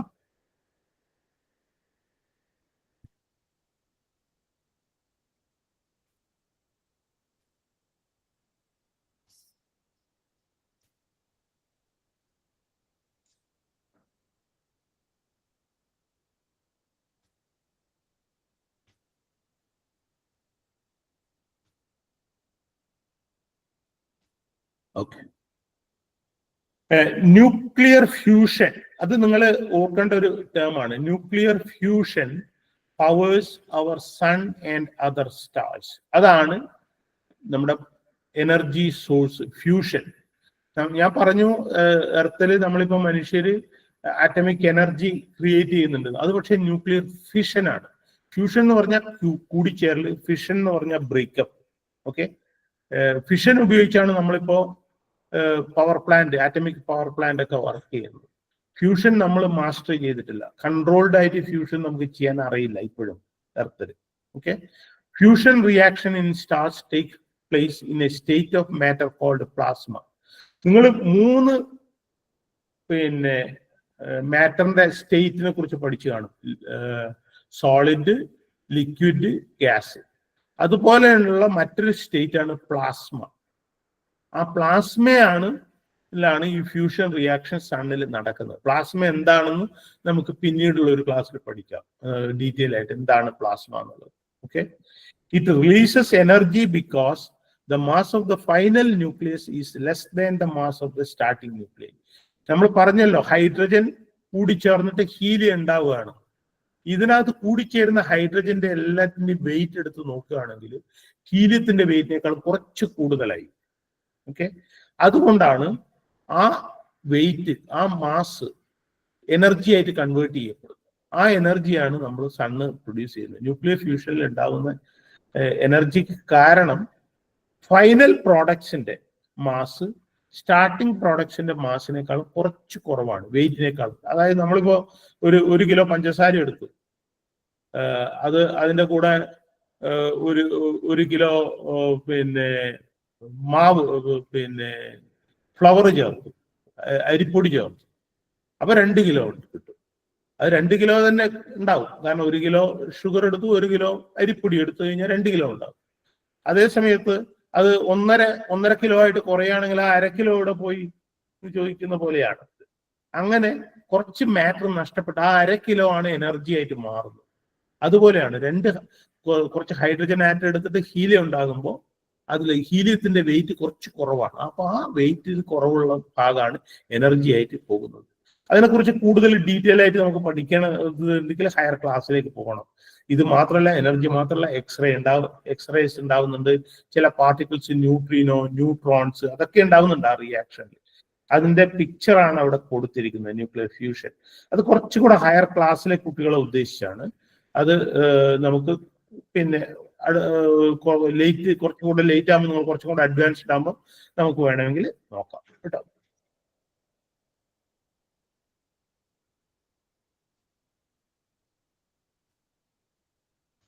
ഞാൻ പറഞ്ഞു നമുക്ക് ഫിഷൻ റിയാക്ടേഴ്സ് ഉണ്ട്. ഇപ്പൊ ബോംബെയില് ഉണ്ട്, കൽപ്പാക്കത്തുണ്ട്, ഇന്ത്യയില്, പിന്നെ താരാപൂറിലുണ്ട്. അതൊക്കെ ഫിഷൻ റിയാക്ടർ ആണ്, എനർജി ഉണ്ടാക്കുന്നത്. അതായത് യുറേനിയം, പ്ലൂട്ടോണിയം പോലുള്ള ഹെവി ആറ്റത്തിനെ ബ്രേക്ക് ചെയ്തിട്ട്. ഫ്യൂഷൻ റിയാക്ഷൻ നമുക്ക് ഇതുവരെ സക്സസ്ഫുൾ ആയിട്ട്, കൺട്രോൾഡ് ആയിട്ട്, അതായത് എനർജി പ്രൊഡ്യൂസ് ചെയ്യാൻ തരത്തിൽ നമുക്ക് ഭൂമിയിൽ ഉണ്ടാക്കാൻ പറ്റില്ല. ഫ്യൂഷൻ നമുക്ക് ചെയ്യാൻ പറ്റിയിട്ടുണ്ട്. അതാണ് ഫ്യൂഷൻ ബോംബ്, ഹൈഡ്രജൻ ബോംബ് എന്നൊക്കെ നിങ്ങൾ കേട്ട് കാണും. അത് എക്സ്പ്ലോഷനാണ്. ആ എനർജി നമുക്ക് യൂസ് ചെയ്യാൻ പറ്റില്ല, അത് ഡിസ്ട്രക്ഷനെ ഉണ്ടാക്കും. അപ്പോൾ അതിനു വേണ്ടിയുള്ള ഒരു വലിയ പ്രോജക്റ്റ് ഇപ്പോൾ ഫ്രാൻസിൽ നടക്കുന്നുണ്ട്. അതിന്റെ പേരാണ് ITER. 35 രാജ്യങ്ങൾ അതിൽ പങ്കെടുക്കുന്നുണ്ട്. ഇന്ത്യ അതിന്റെ പാർട്ടാണ്. നിങ്ങൾക്കൊക്കെ പിന്നെ നല്ല രീതിയിൽ പഠിച്ചിട്ട് വേണമെങ്കിൽ അങ്ങനെയുള്ളൊരു സ്ഥാപനത്തിലേക്ക് പോകാം. അതിനെക്കുറിച്ച് കൂടുതൽ നിങ്ങൾക്ക് അറിയണമെങ്കിൽ www.iter.org എന്ന് പറയുന്ന സൈറ്റിൽ പോകാം. അതിന്റെ 2024 പിക്ചറാണ് ഈ കാണിച്ചിരിക്കുന്നത്. ഓക്കെ, 2039 ഇത് ഫൈനലായിട്ട് എനർജി പ്രൊഡ്യൂസ് ചെയ്യും, ഈ ഫ്യൂഷൻ റിയാക്ടർ വർക്ക് ചെയ്യുന്നതാണ് വിശ്വസിക്കപ്പെടുന്നത്. ഓക്കെ, അപ്പോ അതാണ് സണ്ണിലൊക്കെ സംഭവിക്കുന്ന പ്രോസസ്സ്. അപ്പൊ ഈ സണ്ണിൽ ഇത് നടക്കുമ്പോൾ കണ്ടമാനം എനർജി ഉണ്ടാക്കുന്നുണ്ട്. ഈ എനർജി കൊണ്ട് സണ്ണിലെ ടെമ്പറേച്ചർ ലക്ഷക്കണക്കിന് ഡിഗ്രി സെന്റിഗ്രേഡ് ആണ്. നമ്മുടെ വെള്ളം 100 ഡിഗ്രി സെന്റിഗ്രേഡ് വെള്ളം തൊട്ട് കഴിഞ്ഞാൽ തന്നെ നമുക്ക് നന്നായിട്ട് ശരീരത്തിൽ ഇഞ്ചുറി ഉണ്ടാവും. അതേസമയത്ത് ലക്ഷക്കണക്കിന് ഡിഗ്രി സെന്റിഗ്രേഡ് എന്ന് പറഞ്ഞു കഴിഞ്ഞാൽ നമുക്ക് അവിടെ ഒരു പിന്നെ സാറ്റലൈറ്റ് ഒന്നും അയക്കാൻ പറ്റില്ല. സണ്ണിന്റെ അടുത്തെത്തുന്നതിന് എത്രയോ മുന്നേ തന്നെ അത് കത്തി നശിക്കും. ഓക്കെ, അപ്പോ നമ്മുടെ planets, Mercury, Venus, Earth, Mars, അങ്ങനെ ഓരോ പ്ലാനറ്റ് സണ്ണിൽ നിന്ന് പല ഡിസ്റ്റൻസിലാണ്. ആ ഡിസ്റ്റൻസിനനുസരിച്ചിട്ട് ആ പ്ലാനറ്റിലെ ആവറേജ് ടെമ്പറേച്ചർ ഹൈ ആയിരിക്കും. മെർക്കുറിയിൽ ഉദാഹരണത്തിന് ടെമ്പറേച്ചർ 167 ഡിഗ്രി സെന്റിഗ്രേഡ് ആണ്. അതിനർത്ഥം മെർക്കുറിയിൽ ഒരു കാരണവശാലും വെള്ളം ഉണ്ടാവില്ല. വെള്ളം ഉണ്ടെങ്കിൽ അത് അപ്പോൾ തന്നെ ആവിയായിരിക്കും. ഓക്കെ, വീനസിലെ ടെമ്പറേച്ചർ മെർക്കുറിനേക്കാളും കൂടുതലാണ്. ആവറേജ് ടെമ്പറേച്ചർ 464 ഡിഗ്രി സെന്റിഗ്രേഡ് ആണ്. അത് പിന്നെ പല കാരണങ്ങളുണ്ട്. ഒന്ന്, വീനസിന്റെ റൊട്ടേഷൻ വളരെ സ്ലോ ആണ്, മെർക്കുറി കുറച്ചുകൂടെ പിന്നെ വലുതാണ്. അങ്ങനെ പല കാരണങ്ങളുണ്ട്. എർത്തിലെ ആവറേജ് ടെമ്പറേച്ചർ 15 ഡിഗ്രി സെന്റിഗ്രേഡ് ആണ്, 15. അതുകൊണ്ടാണ് എർത്തിൽ ജീവജാലങ്ങൾക്ക് ജീവിക്കാനും വളരാനും ഒക്കെ സാധിക്കുന്നത്. മാർസിലേത് മൈനസായി, -65 ഡിഗ്രി സെന്റിഗ്രേഡ് ആയി. ജൂപ്പിറ്ററിലെത്തുമ്പോൾ അത് -110 ആണ്. സാറ്റേണിലെത്തുമ്പോൾ അത് വീണ്ടും കുറഞ്ഞു. അതുപോലെ നെപ്റ്റ്യൂണിലേക്കൊക്കെ എത്തുമ്പോൾ അത് -200 ഡിഗ്രി സെന്റിഗ്രേഡ് ആണ്. മെർക്കുറി വളരെ സ്ലോ ആയിട്ട് റൊട്ടേറ്റ് ചെയ്യുന്ന ഒരു പ്ലാനറ്റ് ആണ്. അതിന് ഒരു വളരെ തിന്നായിട്ടുള്ള, നമ്മുടെ അറ്റ്മോസ്ഫിയറിന്റെ അത്ര തിക്കല്ല, അത്ര ഹൈറ്റ് ഇല്ല, വളരെ തിന്നായിട്ടുള്ള ഒരു അറ്റ്മോസ്ഫിയർ ആണ്. അതുകൊണ്ട് നൈറ്റ് സൈഡ് രാത്രി ആകുമ്പോൾ ടെമ്പറേച്ചർ വളരെ കുറയും, പകലാകുമ്പോൾ ടെമ്പറേച്ചർ വളരെ കൂടും. അപ്പോൾ പകൽ സമയത്ത് നമ്മുടെ അവിടെ നമുക്കറിയാം, സണ്ണ് ഉച്ച സമയത്ത് നല്ല ചൂട് നമുക്ക് അനുഭവപ്പെടും. അത് കാരണം 24 മണിക്കൂർ കൊണ്ട് എർത്ത് ഒരു തവണ റൊട്ടേറ്റ് ചെയ്യുന്നതുകൊണ്ടാണ് നമുക്ക് ഈ പകലും രാത്രിയും ഉള്ളത് കൊണ്ടാണ് നമ്മുടെ ഒരു സൈഡ് വല്ലാതെ ചൂടാകാത്തത്. അതേസമയത്ത് എർത്ത് സ്റ്റോപ്പ് ചെയ്യുകയാണെങ്കിൽ ഒരു സൈഡ് തിളച്ച് ഭയങ്കര ചൂടാകും. അപ്പോൾ എർത്ത് നമ്മുടെ ഹാബിറ്റബിൾ ആവാനുള്ള കാരണം, ജീവജാലങ്ങൾക്ക് ജീവിക്കാനുള്ള ഒരു കാരണം എർത്തിന്റെ റൊട്ടേഷനും കൂടിയാണ്. എർത്ത് 24 മണിക്കൂർ കൊണ്ട് ഒരു തവണ റൊട്ടേറ്റ് ചെയ്യുന്നതുകൊണ്ട് ഒരു ഭാഗവും കണ്ടമാനം ചൂടാകുന്നില്ല. ഓക്കെ, ഒരു ഭാഗവും കണ്ടമാനം തണുക്കുന്നില്ല. അതേസമയത്ത് മെർക്കുറിയിൽ നേരെ തിരിച്ചാണ്. മെർക്കുറി വളരെ സ്ലോ ആയിട്ട് റൊട്ടേറ്റ് ചെയ്യുന്നതുകൊണ്ട് ചില ഭാഗം വളരെ അധികം ടെമ്പറേച്ചർ ഉണ്ടാകും. നൈറ്റ് ആകുമ്പോഴേക്ക് വളരെ ടെമ്പറേച്ചർ താഴുകയും ചെയ്യും. അപ്പോൾ നമ്മൾ actually we are very lucky. അതിനെയാണ് ഹാബിറ്റബിൾ പ്ലാനറ്റ് എന്ന് പറയുക. നമ്മൾ നേരത്തെ നിയറസ്റ്റ് സ്റ്റാറിനെ കുറിച്ച് പഠിക്കുമ്പോൾ ഒരു സ്റ്റാറിൽ ഹാബിറ്റബിൾ പ്ലാനറ്റ് ഉണ്ടെന്ന് പറഞ്ഞില്ലേ? അതുപോലെ ടെമ്പറേച്ചർ ഒക്കെ ഒരു ക്രമീകൃത ടെമ്പറേച്ചർ ഒക്കെ വരണം, അപ്പോഴേ ഒരു പ്ലാനറ്റ് ഹാബിറ്റബിൾ ആവുള്ളൂ. പ്ലാനറ്റ് ചിലപ്പോ സ്റ്റാറിന്ന് കറക്റ്റ് ഡിസ്റ്റൻസിലായിരിക്കാം, പക്ഷേ അത് വളരെ സ്ലോ ആയിട്ടാണ് റൊട്ടേറ്റ് ചെയ്യുന്നതെങ്കിൽ അത് ഹാബിറ്റബിൾ ആവില്ല. കാരണം ഡേ ടൈമിൽ ടെമ്പറേച്ചർ കണ്ടമാനം കൂടും, നൈറ്റിൽ അതുപോലെ കണ്ടമാനം കുറയും. ഓക്കെ, അപ്പൊ നിങ്ങൾക്ക് വേണമെങ്കിൽ ഒരു എക്സസൈസ് എന്നുള്ള നിലയിൽ ഈ പ്ലാനറ്റ്സിന്റെ ഒക്കെ റൊട്ടേഷൻ എത്ര സമയം എടുക്കുന്നുണ്ട് നോക്കാം. എർത്ത് 24 മണിക്കൂർ കൊണ്ട് ഒരു തവണ റൊട്ടേറ്റ് ചെയ്യും. ഈ പ്ലാനറ്റ്സ് ഒക്കെ എത്ര തവണ എത്ര സമയം എടുത്താണ് റൊട്ടേറ്റ് ചെയ്യുന്നതെന്ന് വേണമെങ്കിൽ നിങ്ങൾക്ക് കണ്ടുപിടിച്ചിട്ട് എഴുതി വെക്കാം നിങ്ങളുടെ നോട്ടിൽ. ഓക്കെ, പിന്നെ ഇന്ന് സംസാരിക്കാൻ ഞാൻ ഉദ്ദേശിച്ച മറ്റൊരു സബ്ജക്ട്സ് ഇതോടുകൂടെ നമ്മുടെ ആസ്ട്രോണോമിക്കൽ ടോപ്പിക്സ് അവസാനിക്കും. നമ്മൾ പിന്നെ എർത്തിനെ കുറിച്ചാണ് കൂടുതൽ പഠിക്കാൻ പോകുന്നത്. അപ്പോൾ അതിനു മുന്നേ നമ്മൾ ഈ സ്റ്റാറിനെ കുറിച്ച് കുറച്ചുകൂടെ നമുക്ക് മനസ്സിലാക്കാം. സ്റ്റാർ ലൈഫ് സൈക്കിൾ ഇത് കാണാമല്ലോ നിങ്ങൾക്ക് എല്ലാവർക്കും ഈ പിക്ചർ? ഓക്കെ, ഞാനിത് ഒന്ന് സ്ലൈഡ് ഷോയിൽ ഇടാൻ പറ്റുമോ നോക്കുകയാണ്. കാരണം ഇത് കുറച്ചുകൂടെ ഡീറ്റെയിൽ ആയിട്ട് ഇപ്പൊ കാണാവോ? സെയിം സ്ലൈഡ് തന്നെയാണ് കാണാം സർ. കാണുന്നുണ്ട് ഇല്ലേ? ഫുൾ സ്ലൈഡ് ആയിട്ട് കാണുന്നുണ്ടോ? ഇല്ല, സ്ലൈഡ് ഷോയിലേക്ക് വന്നില്ല അല്ലെ? എന്തോ അതില് ടെക്നിക്കൽ എന്തോ ഇഷ്യൂ ഉണ്ട്. പക്ഷെ നിങ്ങൾക്ക് കാണാമല്ലോ അത് ഞാനപ്പോ എക്സ്പ്ലെയിൻ ചെയ്യാം. ഈ സ്റ്റാറുകൾക്കും ഒരു ലൈഫ് സൈക്കിൾ ഉണ്ട്. ഞാനത് കഴിഞ്ഞ ക്ലാസ്സിൽ സൂചിപ്പിച്ചിരുന്നു. Star is born and then star finally dies. അപ്പോൾ നമുക്കതൊന്ന് ക്വിക്കായിട്ട് നോക്കാം. എല്ലാ സ്റ്റാറും ഉണ്ടാകുന്നത് മോളിക്യുലർ ക്ലൗഡ് എന്ന് പറയും. അതായത് ഈ സ്പേസിൽ മോളിക്യൂൾസ് ഇങ്ങനെ കൂടിച്ചേർന്ന് വലിയ ക്ലംസ് ഉണ്ടാവും. നമ്മളിപ്പോ ചപ്പാത്തി ഉണ്ടാക്കാൻ വേണ്ടി ആട്ട കുഴക്കുമ്പോൾ നിങ്ങൾ ശ്രദ്ധിച്ചോ എന്നറിയില്ല, അമ്മ വെള്ളമൊഴിച്ച് ഇത് ചെയ്യുമ്പോൾ ആദ്യം കുറെ ക്ലംസ് കാണാൻ പറ്റും. ആദ്യം എല്ലാം നൈസായിട്ടുള്ള ചെറിയ ചെറിയ പൊടികളായിരുന്നു. അത് വെള്ളമൊഴിച്ച് കഴിഞ്ഞപാട് അവിടെ ഇവിടെയൊക്കെ കുറച്ച് ക്ലംസ് ഉണ്ടാവും, പിന്നെ ചെറിയ ചെറിയ കട്ടകളായിട്ട് ഉണ്ടാവും. അതുപോലെ തന്നെയാണ് ഈ ഔട്ടർ സ്പേസിലും ഈ മോളിക്യൂൾസ് കൂടിച്ചേർന്നിട്ട് ചെറിയ ചെറിയ ഗ്രൂപ്പുകളായി അത് വീണ്ടും കൂടിച്ചേർന്ന് അങ്ങനെ ക്രമേണയാണ് ഈ സ്റ്റാർ ഫോം ചെയ്യുന്നത്. അതിന് ആദ്യം മോളിക്യുലർ ക്ലൗഡിന് പ്രോട്ടോ സ്റ്റാർ ഉണ്ടാകും. അത് പിന്നെ വലിയ വലിയ ക്ലസ്റ്ററായി അത് ക്ലസ്റ്ററുകൾ തമ്മിൽ കൂടിച്ചേർന്നിട്ടൊക്കെയാണ് ഈ സ്റ്റാർ ഉണ്ടാകുന്നത്. അപ്പോൾ അതിന് നടക്കുന്ന സ്ഥലത്തിന് നമ്മൾ പറയുക നെബുല എന്നാണ്. നെബുല, ഓക്കെ, സ്റ്റാർ നഴ്സറി എന്ന് പറയാം. അവിടെയാണ് സ്റ്റാർ ഒക്കെ ഉണ്ടാകുന്നത്. അവിടെ നിന്ന് ഉണ്ടാകുന്ന സ്റ്റാറിന് വലുപ്പം എത്ര ഉണ്ട് എന്നുള്ളതിനനുസരിച്ചിട്ട് ആ സ്റ്റാറിന്റെ ലൈഫ് സൈക്കിൾ വളരെ ഡിഫറെന്റ് ആണ്. ഓക്കെ, ചെറിയ സ്റ്റാർ ആണ്, അതായത് നമ്മുടെ സ്റ്റാറിനേക്കാളും നമ്മുടെ സണ്ണിനേക്കാളും ഒരു 100 1 എന്ന് പറയാം. 100 വെയിറ്റ് ഒക്കെ ഉള്ള സ്റ്റാർ ആണെങ്കിൽ അതിനെ ബ്രൗൺ ഡ്വാർഫ് എന്നാ പറയാ. ബ്രൗൺ ഡ്വാർഫ്, അതാണ് ഏറ്റവും താഴെ കൊടുത്തിരിക്കുന്നത്. അതിനധികം പ്രകാശമോ ചൂടോ ഒന്നും ഉണ്ടാകില്ല. അതങ്ങനെ ബ്രൗൺ ഡാർഫായിട്ട് അതിലുള്ളതൊക്കെ കത്തിക്കാഴ്ച അതങ്ങനെ അവസാനിക്കും. നമ്മുടെ ലോ മാസ് സ്റ്റാർ, അതായത് സണ്ണിന്റെ ഒരു 8 ഇരട്ടി വരെ വലുപ്പമുള്ള സ്റ്റാറുകളെയൊക്കെ ലോ മാസ് സ്റ്റാർ എന്നാ പറയാ.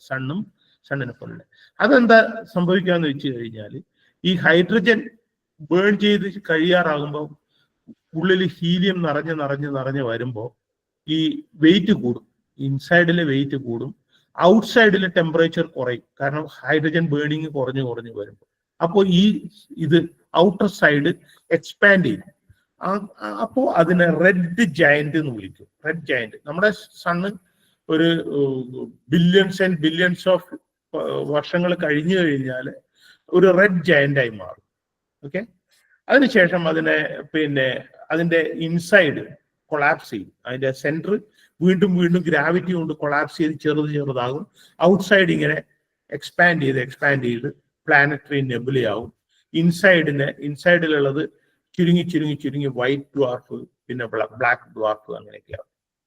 ഈ പേരുകൾ നിങ്ങൾ ഓർക്കുക. White dwarf, black dwarf, planetary nebula, red giant. ഇതൊക്കെ നിങ്ങൾ വേണമെങ്കിൽ നെറ്റിൽ പോയിട്ട് കൂടുതൽ എന്താണെന്ന് മനസ്സിലാക്കുക. അതൊക്കെ വളരെ ഡീറ്റെയിൽ ആയിട്ട് സംസാരിക്കാൻ നമുക്കിപ്പോൾ ഒരു ക്ലാസ്സിൽ നടക്കില്ല. അതുകൊണ്ടാണ് അതിനെക്കുറിച്ച് ചുരുക്കി പറയുന്നത്. അപ്പോൾ ആസ്ട്രോണോമിക്കൽ ഓബ്ജക്ട്സ് കുറേ ഉണ്ട്. നിങ്ങളിപ്പോ റെഡ് ജയന്റ് എന്ന് കേട്ടു, പ്ലാനറ്ററി നെബുല എന്ന് കേട്ടു, വൈറ്റ് ഡ്വാർഫ് എന്ന് കേട്ടു, ബ്ലാക്ക് ഡ്വാർഫ് എന്ന് കേട്ടു, ബ്രൗൺ ഡ്വാർഫ്. ഓക്കെ, ഇനി മാസീവ് സ്റ്റാർ എന്ന് പറഞ്ഞാൽ ആ മേലെ കൊടുത്തിരിക്കുന്നത് സണ്ണിനേക്കാൾ ഒരു 8 ഇരട്ടിയൊക്കെ വലുപ്പമുള്ള സ്റ്റാർ കത്തി കഴിയാറാകുമ്പോൾ റെഡ് സൂപ്പർ ജയന്റ് ആണ്. ഓക്കെ, അത് കഴിഞ്ഞിട്ട് ആണ് ഒരു സൂപ്പർനോവ ഇവന്റ് എന്ന് പറയുന്ന ഒരു ഇവന്റ് നടക്കും. അതൊരു പൊട്ടിത്തെറിയിൽ, കാരണം ഇത് പെട്ടെന്ന് അതിന്റെ വെയിറ്റ് അത്രയും കൂടുതലായതുകൊണ്ട് പെട്ടെന്ന് കൊളാപ്സ് ചെയ്യുന്നുണ്ട്. ഈ സെന്റർ പെട്ടെന്ന് കൊളാപ്സ് ചെയ്യുന്നുണ്ട്. അതൊരു ജയന്റ് എക്സ്പ്ലോഷനായി മാറും. ഈ എക്സ്പ്ലോഷനിലാണ് നമ്മുടെ ഹെവി എലമെന്റ്സ് ഒക്കെ, ഗോൾഡ് ഒക്കെ ഉണ്ടാവുന്നത്.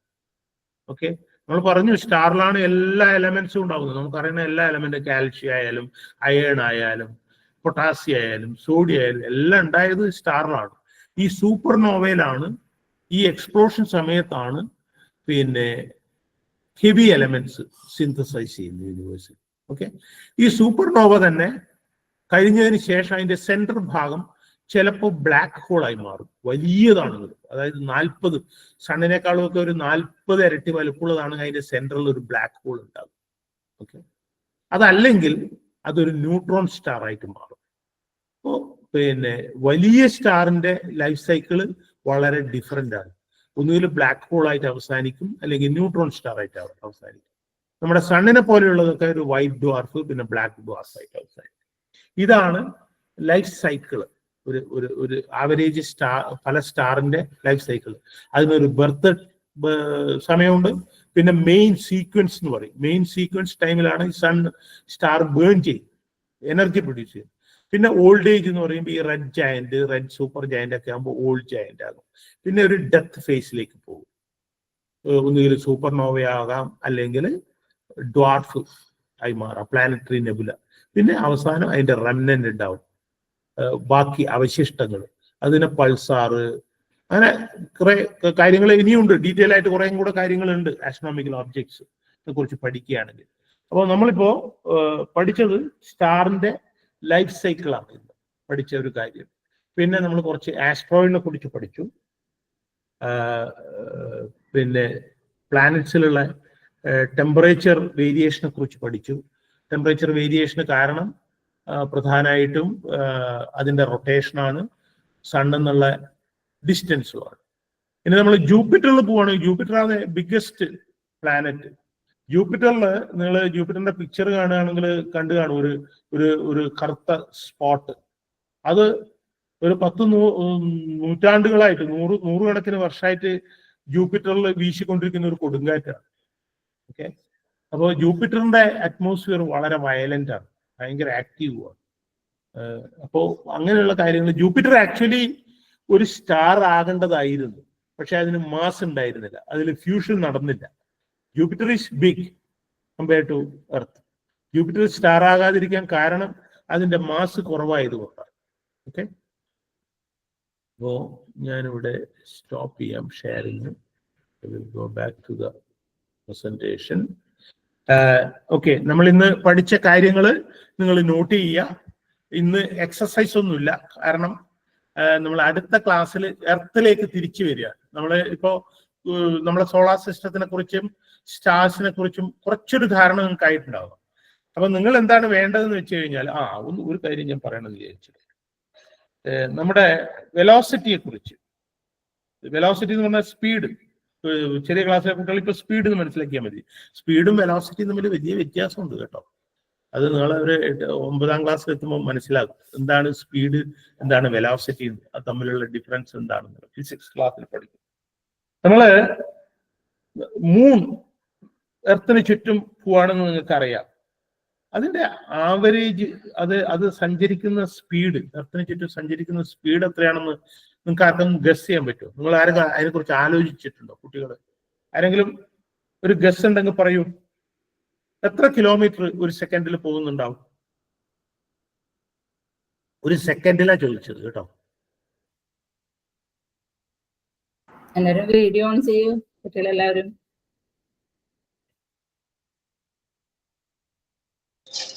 100 kilometer per second. 100 ഇല്ല, ഒരു 2.5 കിലോമീറ്റർ പെർ സെക്കൻഡ്. അപ്പൊ നമ്മുടെ വീടിന്റെ അടുക്കുന്ന സ്കൂളിലേക്കൊക്കെ നടന്നു പോകുന്നുണ്ട്. നമ്മളൊരു അരമണിക്കൂർ 3/4 മണിക്കൂറൊക്കെ നടന്നു പോകുന്ന ദൂരം അത് ഒരു സെക്കൻഡിൽ കവർ ചെയ്യുന്നുണ്ട്. നമ്മളെ എർത്ത് സൂര്യന് ചുറ്റും സഞ്ചരിക്കുന്നുണ്ട്. അതിന്റെ സ്പീഡ് 11 കിലോമീറ്റർ ആണ്. ഒരു സെക്കൻഡിൽ 11 കിലോമീറ്റർ സഞ്ചരിക്കുന്നു. ഓക്കെ, അതായത് ബസ്സൊക്കെ ഒരു അരമണിക്കൂർ കൊണ്ട് പോകുന്ന ദൂരം ഒരു സെക്കൻഡിൽ എർത്ത് സഞ്ചരിക്കുന്നു. ഇനി സണ്ണോ, നമ്മുടെ സണ്ണ് മിൽക്കി വേല്, അതായത് നമ്മുടെ ഗാലക്സിയിൽ സണ്ണടക്കം മൂവ് ചെയ്ത് കൊടുക്കുക. സോളാർ സിസ്റ്റം മിൽക്കി വേല് റൊട്ടേറ്റ് ചെയ്യുന്നത്. അപ്പൊ സണ്ണ് പോകുന്നത് 200 കിലോമീറ്റർ ഒരു സെക്കൻഡിൽ. അത് നമ്മൾ ഏതാണ്ട് കൊച്ചിയിൽ നിന്ന് തിരുവനന്തപുരത്തേക്ക് ഒരു സെക്കൻഡിൽ പോയി എന്ന് ആലോചിക്കും. ഞാനിതിന് ഇങ്ങനെയുള്ള എക്സാമ്പിൾ പറയുന്നത് വെച്ചാൽ 200 കിലോമീറ്റർ പെർ സെക്കൻഡ് എന്ന് പറഞ്ഞു കഴിഞ്ഞാൽ നിങ്ങൾക്ക് അത് നിങ്ങളുടെ മനസ്സിൽ അത് പതിയില്ല. അത് അത്ര എന്താണ് അതിന്റെ വേഗത എന്നുള്ളത്. പക്ഷെ നമ്മൾ കൊച്ചിയിൽ നിന്ന് തിരുവനന്തപുരത്തേക്ക് ഒരു സെക്കൻഡിൽ പോകുന്ന ഒരു പിന്നെ കാറോ ഒരു റോക്കറ്റോ നമ്മുടെ കയ്യിലുണ്ട് എന്ന് ആലോചിച്ചു. അത്രയും വേഗത്തിലാണ് ഈ സണ്ണടക്കം പോകുന്നത്. നമുക്ക് ഒരു കാറ് ഒരു 60 കിലോമീറ്റർ ഒരു മണിക്കൂറിൽ പോകണമെങ്കിൽ എത്ര പെട്രോൾ അടിക്കണം, അതിൽ എത്ര എനർജി വേണം ആലോചിച്ചു. അപ്പൊ ഈ ഇത്രയും ഭാരമുള്ള സണ്ണും ഈ പ്ലാനറ്റ്സും എല്ലാം കൂടെ ഈ 200 കിലോമീറ്റർ പെർ സെക്കൻഡിൽ സഞ്ചരിക്കണമെങ്കിൽ എത്ര എനർജി വേണം? Where did this system get that energy? എവിടുന്നാണ് ഈ എനർജി വന്നത് ഇത്രയധികം? അതെല്ലാം നമുക്ക് പ്രപഞ്ചത്തിൽ കാണുന്ന എന്താ പറയാ വണ്ടേഴ്സ് ആണ്. ഞാൻ അരിപടിയൻ ക്ലാസ് നമ്മളെ ക്യാമ്പ് തുടങ്ങുമ്പോൾ അതിന്റെ ആദ്യത്തെ സ്ലൈഡ് വണ്ടേഴ്സ് ഓഫ് സയൻസ് എന്നായിരുന്നു ടൈറ്റിൽ. ഇതൊക്കെയാണ് വണ്ടേഴ്സ്. നിങ്ങളെ പോലെയുള്ള കുട്ടികൾ വളർന്നു വരുമ്പോൾ ആലോചിച്ചിട്ട് കണ്ടുപിടിക്കേണ്ട കാര്യം, എവിടുന്നാണ് ഇത്രയധികം എനർജി യൂണിവേഴ്സിൽ ഉണ്ടായത്? ഇതൊക്കെ വളരെ ചെറിയൊരു പോയിന്റ് നിന്നാണ് സ്റ്റാർട്ട് ചെയ്തതെന്ന് നമ്മളന്ന് പഠിച്ചു അരിപടിയൻ ക്ലാസ്സിൽ, ബിഗ് ബാങ്. അപ്പോൾ ഇതോടുകൂടെ നമ്മുടെ ഈ വർഷത്തെ ആസ്ട്രോണോമിക്കൽ ഒബ്ജക്ട്സിനെ കുറിച്ചുള്ള സ്റ്റഡീസ് കഴിയാണ്. നമ്മളിങ്ങനെ സയൻസിന്റെ ഓരോ ടോപ്പിക് ഇങ്ങനെ കവർ ചെയ്ത് പോകാനാണ് ഉദ്ദേശിക്കുന്നത്. ഇനി നമ്മൾ പിന്നെ എർത്തിലേക്ക് മടങ്ങി വരും. എർത്തിലേക്ക് മടങ്ങി വന്ന് എർത്തിന്റെ കുറെ കാര്യങ്ങൾ, ജിയോളജിക്കൽ ഫാക്ട്സ്, വോൾക്കാനോ, ഹരക്കെയിൻ, പിന്നെ ഗെയ്സർ. എന്താ ഗെയ്സർ എന്ന് കേട്ടിട്ടുണ്ടോ ആരെങ്കിലും? ഗെയ്സർ എന്ന് കേട്ടിട്ടുണ്ടോ വാക്ക്? ഇല്ല. നമ്മുടെ ഭൂമിക്കടിയിൽ അഗ്നിപർവ്വതങ്ങളൊക്കെ ഉണ്ട്, വളരെ ചൂടായ സ്ഥലങ്ങളുണ്ട്. ചില സ്ഥലങ്ങളിൽ പോകുമ്പോൾ നമ്മുടെ വെള്ളം, തിളച്ച വെള്ളം ഭൂമിക്കടിയിൽ നിന്ന് പുറത്തേക്ക് വരുന്ന കാണാം. ഓക്കെ, അത് പിന്നെ ഈ അതിന്റെ അടിയിൽ വോൾക്കാനിക് ആക്ടിവിറ്റി ഉള്ളത് കൊണ്ടാണ്. അതായത് പിന്നെ അഗ്നിപർവ്വതം പോലുള്ള ആക്ടിവിറ്റി ഭൂമിക്കടിയിലുള്ളത് കൊണ്ടാണ്. നമ്മളിപ്പോ പിന്നെ കുളു മണാലിയിൽ പോയി കഴിഞ്ഞാൽ, കുളു മണാലിയിൽ ഒരു വലിയ പിന്നെ ക്ഷേത്രമുണ്ട്. ആ ക്ഷേത്രത്തില് പിന്നെ ഒരു കുളമുണ്ട്. എല്ലാവരും അതിൽ കുളിക്കും. ഞങ്ങൾ ഒരു മാസം മുന്നേ പോയിരുന്നു. ചൂടുവെള്ളമാണ്. ഭൂമിക്കടിയിൽ നിന്ന് തുടർച്ചയായിട്ട് ഇങ്ങനെ ചൂടുവെള്ളം വന്നുകൊണ്ടിരിക്കുകയാണ്. ആ വെള്ളത്തിൽ എല്ലാവരും കുളിക്കും. അത് പിന്നെ നമ്മുടെ പുരാണത്തിൽ പറയണത് മഹർഷി വസിഷ്ഠ മുനി അവിടെ തപസ് ചെയ്യായിരുന്നു. അപ്പോ ശ്രീരാമൻ രാവണനെ കൊന്ന് തിരിച്ച് അയോധ്യയിൽ വന്നപ്പോ അവിടെ പിന്നെ രാവണന്റെ മുത്തശ്ശൻ സപ്തർഷികളിൽ ഒരാളാണ്. അത് കാരണം രാവണൻ ആക്ച്വലി ബ്രാഹ്മണനാണ്, ബ്രാഹ്മണ കുലത്തിൽ ജനിച്ചവനാണ്. ബ്രാഹ്മണനെ കൊന്നു കഴിഞ്ഞാൽ നമ്മുടെ ഇത് പ്രകാരം ബ്രാഹ്മണ്യത്തിലുള്ള ഒരാളെ കൊന്നു കഴിഞ്ഞാൽ വലിയ പാപമാണ്. അപ്പോ ശ്രീരാമൻ തിരിച്ച് അയോധ്യയിലെത്തിയപ്പോൾ ശ്രീരാമനെ ഇത് അലട്ടിക്കൊണ്ടിരുന്നു. ശ്രീരാമൻ രാമേശ്വരത്ത് വന്നപ്പോൾ അവിടെ ഒരു ശിവലിംഗം സ്ഥാപിച്ചതും അതൊക്കെ വേറൊരു കഥയാണ്. ഓക്കെ, സീതാദേവിയെ കൊണ്ട് മണ്ണുകൊണ്ട് ഒരു ശിവലിംഗം ഉണ്ടാക്കിയതും ഒക്കെ അത് മറ്റൊരു കഥയിൽ നമുക്ക് പഠിക്കാം. പക്ഷെ അയോധ്യയിൽ തിരിച്ചു വന്നപ്പോ യാഗം നടത്താൻ തീരുമാനിച്ചപ്പോ പിന്നെ എല്ലാവരും പറഞ്ഞു വസിഷ്ഠനാണ് നമ്മുടെ കുലഗുരു, വസിഷ്ഠനെ ക്ഷണിക്കണം. അത് കുളുവിനടുത്തുള്ള ഒരു ആശ്രമത്തിലാണ് വസിഷ്ഠൻ അന്ന് കൊടും തണുപ്പിൽ തപസ് ചെയ്തുകൊണ്ടിരുന്നത്, ഐസ്. അപ്പൊ ലക്ഷ്മണനെ പറഞ്ഞയച്ചു വസിഷ്ഠനെ കൊണ്ടുവരാൻ വേണ്ടി. അപ്പൊ ലക്ഷ്മണൻ അവിടെ ചെന്നപ്പോ കൊടും തണുപ്പില് ഐസ് വീണ് കിടക്കുന്ന സ്ഥലത്ത് വസിഷ്ഠ മുനി ഇങ്ങനെ ഘോര തപസ്സിലാണ്. അപ്പോ ലക്ഷ്മണൻ ആലോചിച്ചു, വസിഷ്ഠ മുനി ഇപ്പോ തപസ്സെന്ന് ഉണർന്ന് അയോധ്യയിലേക്ക് കൊണ്ടുപോകണമെങ്കിൽ ആദ്യം ഒന്ന് പ്രഭാത കർമ്മങ്ങളൊക്കെ ചെയ്യേണ്ടി വരും, സ്നാനം ചെയ്യേണ്ടി വരും, കുളിക്കേണ്ടി വരും. അപ്പോ കുറച്ച് ചൂടുവെള്ളം വേണ്ടേ എന്ന് വിചാരിച്ച് ലക്ഷ്മണൻ അഗ്നി അസ്ത്രം പിന്നെ ഭൂമിയിലേക്ക് തൊടുത്തു വിട്ട് ഭൂമിയിൽ ഒരു ദ്വാരം ഉണ്ടാക്കി അതിലൂടെ ചൂടുവെള്ളം പ്രവഹിക്കാൻ തുടങ്ങിയതാണ് നമ്മുടെ ഐതിഹ്യം. ആ ചൂടുവെള്ളത്തിൽ കുളിച്ചു കഴിഞ്ഞാൽ നമ്മുടെ എല്ലാ ദുഃഖങ്ങളും സർവ്വ ദുഃഖങ്ങളും ചർമ്മരോഗങ്ങളൊക്കെ പോകുന്നുള്ളത് കൊണ്ട് എല്ലാവരും അവിടെ ചെന്ന് കഴിഞ്ഞാൽ അതിലൊന്ന് ഡിപ്പ് ചെയ്യും. ഓക്കെ, അതിപ്പോഴും ഉണ്ട്. ഇപ്പൊ വസിഷ്ഠ മുനി ഉണർന്നപ്പോ പറഞ്ഞു, പിന്നെ എനിക്കെന്തിനാ ചൂടുവെള്ളം, ഞാൻ തപസ്യാണെന്ന് അറിയില്ലേ, എനിക്ക് തണുത്ത വെള്ളം ധാരാളം മതി. അതുകൊണ്ട് ലക്ഷ്മണനോട് പറഞ്ഞു, നീ തന്നെ ആദ്യം അതിൽ കുളിച്ചോളൂ. എന്നിട്ട് ഒരു വരവും കൊടുത്തു, ഇതിൽ കുളിക്കുന്ന എല്ലാവർക്കും എല്ലാ ദുഃഖങ്ങളും തീരും, എല്ലാ ചർമ്മരോഗങ്ങളും തീരും. അത് ഇന്നും അവിടെ ഒഴുകിക്കൊണ്ടിരിക്കുന്നു. നമുക്ക് കാണാം, പോയി കഴിഞ്ഞാൽ മണാലിയിൽ പോയി കഴിഞ്ഞാൽ നമുക്ക് ആ സ്ഥലം കാണാം. അപ്പൊ അങ്ങനെയുള്ള ഗെയ്സർ ഉണ്ട് എർത്തിൽ. Okay, Yellowstone national park എന്ന് പറഞ്ഞ ഒരു പാർക്കുണ്ട് അമേരിക്കയിൽ, വളരെ ഫേമസ് ആണ്. അവിടെ ചെന്ന് കഴിഞ്ഞാൽ ഓൾഡ് ഫെയ്ത്ത്ഫുൾ എന്ന് പറയുന്ന ഒരു ഗെയ്സർ ഉണ്ട്. അത് ഭൂമിക്കടിയിൽ ഇങ്ങനെ ചൂടുവെള്ളം ഓരോ 8 മണിക്കൂറിലും ഒരു തെങ്ങിന്റെ ഉയരത്തിൽ തെറിച്ചിങ്ങനെ വരും, ഒരു പൂക്കുറ്റി പോലെ. ഓക്കെ, അത് കാണാൻ വേണ്ടി ആൾക്കാർ ഇങ്ങനെ വെയിറ്റ് ചെയ്യും. ഓരോ 8 മണിക്കൂറിലും വരും. 8 മണിക്കൂറിൽ ഒരു 10 സെക്കൻഡ് അതിങ്ങനെ ചൂടുവെള്ളവും നീരാവി ഇങ്ങനെ വരും ഭൂമിക്കടിയിൽ. അത് എത്രയോ നൂറ്റാണ്ടുകളായിട്ട് തുറന്നുകൊണ്ടിരിക്കുന്നതാണ്. അപ്പോൾ അതിനെയാണ് ഗെയ്സർ എന്ന് പറയുക. ഓക്കെ, അതിനെക്കുറിച്ച് പഠിക്കണം. അങ്ങനെ കുറെ കാര്യങ്ങൾ പഠിക്കാനുണ്ട്. നമ്മുടെ എങ്ങനെയാണ് വോൾക്കാനോ ഉണ്ടാവുന്നത്, എങ്ങനെയാണ് ഭൂമി കുലുക്കം ഉണ്ടാവുന്നത്, പ്ലേറ്റ് ടെക്ടോണിക്സ് എന്നൊക്കെ പറയും, അതിനെക്കുറിച്ചൊക്കെ പഠിക്കണം. പിന്നെ നമ്മൾ കുറച്ച് ഓഷ്യനോഗ്രഫി പഠിക്കും. നമ്മുടെ ഭൂമിയുടെ വലിയൊരു ഭാഗമാണ് ഓഷ്യൻസ്. ഓഷ്യൻസിനകത്ത് എന്തൊക്കെ അത്ഭുതങ്ങളുണ്ട്, ഒളിഞ്ഞിരിക്കുന്നുണ്ട് എന്ന് നമുക്ക് അറിയില്ല. നിങ്ങൾ വിചാരിക്കുന്നതിനേക്കാളൊക്കെ വളരെ ഇൻട്രസ്റ്റിംഗ് ഒരു സബ്ജക്റ്റാണ് ഈ ഓഷ്യനോഗ്രഫി. അത് സയൻസിന്റെ ഒരു ഭാഗമാണ്. ഓഷ്യനോഗ്രഫി ഞങ്ങളിങ്ങനെ കുറേ സയൻസിന്റെ, നിങ്ങൾ സാധാരണ സ്കൂൾ സിലബസിൽ കാണാത്ത കുറേ മേഖലകളെ നിങ്ങൾ പരിചയപ്പെടുന്നത് എന്തിനാന്ന് വെച്ച് കഴിഞ്ഞാൽ നിങ്ങൾക്ക് ഇതിലൊക്കെ താല്പര്യം തോന്നിയിട്ട് ഏതെങ്കിലും ഒന്നിലേക്ക് നിങ്ങൾ പോകാൻ സാധ്യത ഉണ്ടാക്കാൻ വേണ്ടിയാണ്. ഓക്കെ, അപ്പോൾ ഓഷ്യനോഗ്രഫിനെ കുറിച്ച് പഠിക്കും. അങ്ങനെ കുറെ കാര്യങ്ങൾ എർത്ത് ബേസ്ഡ് ആയിരിക്കും ഇനിയുള്ള ക്ലാസ്. കുറച്ച് അങ്ങനെ നമ്മൾ ഓരോന്നായിട്ട് ഇങ്ങനെ ഓരോ ടോപ്പിക്കായിട്ട് നമ്മൾ കവർ ചെയ്ത് പോകാനാണ് ശ്രമിക്കുന്നത്. അതിലിടയിൽ കൃഷ്ണ മാഷ പോലുള്ളവർ വന്നിട്ട് നിങ്ങൾക്ക് ടെക്നോളജിയുടെ കാര്യങ്ങളും പിന്നെ വല്ല കെമിസ്ട്രിയുടെ ടീച്ചേഴ്സ് വന്നിട്ട് കെമിസ്ട്രിയും ബയോളജി അങ്ങനെയുള്ള പല സബ്ജക്ട്സും ഉണ്ടാവും. ഞാൻ ഇങ്ങനെയുള്ള സബ്ജക്ട്സ് ആണ് കൂടുതൽ ഹാൻഡിൽ ചെയ്യുക. പിന്നെ നമ്മൾ അവസാനം സെമി കണ്ടക്ടേഴ്സ് ഇലക്ട്രോണിക്സിലേക്കൊക്കെ പോകും, നമ്മൾ അരിപടിയത്തിലെ പോലെ.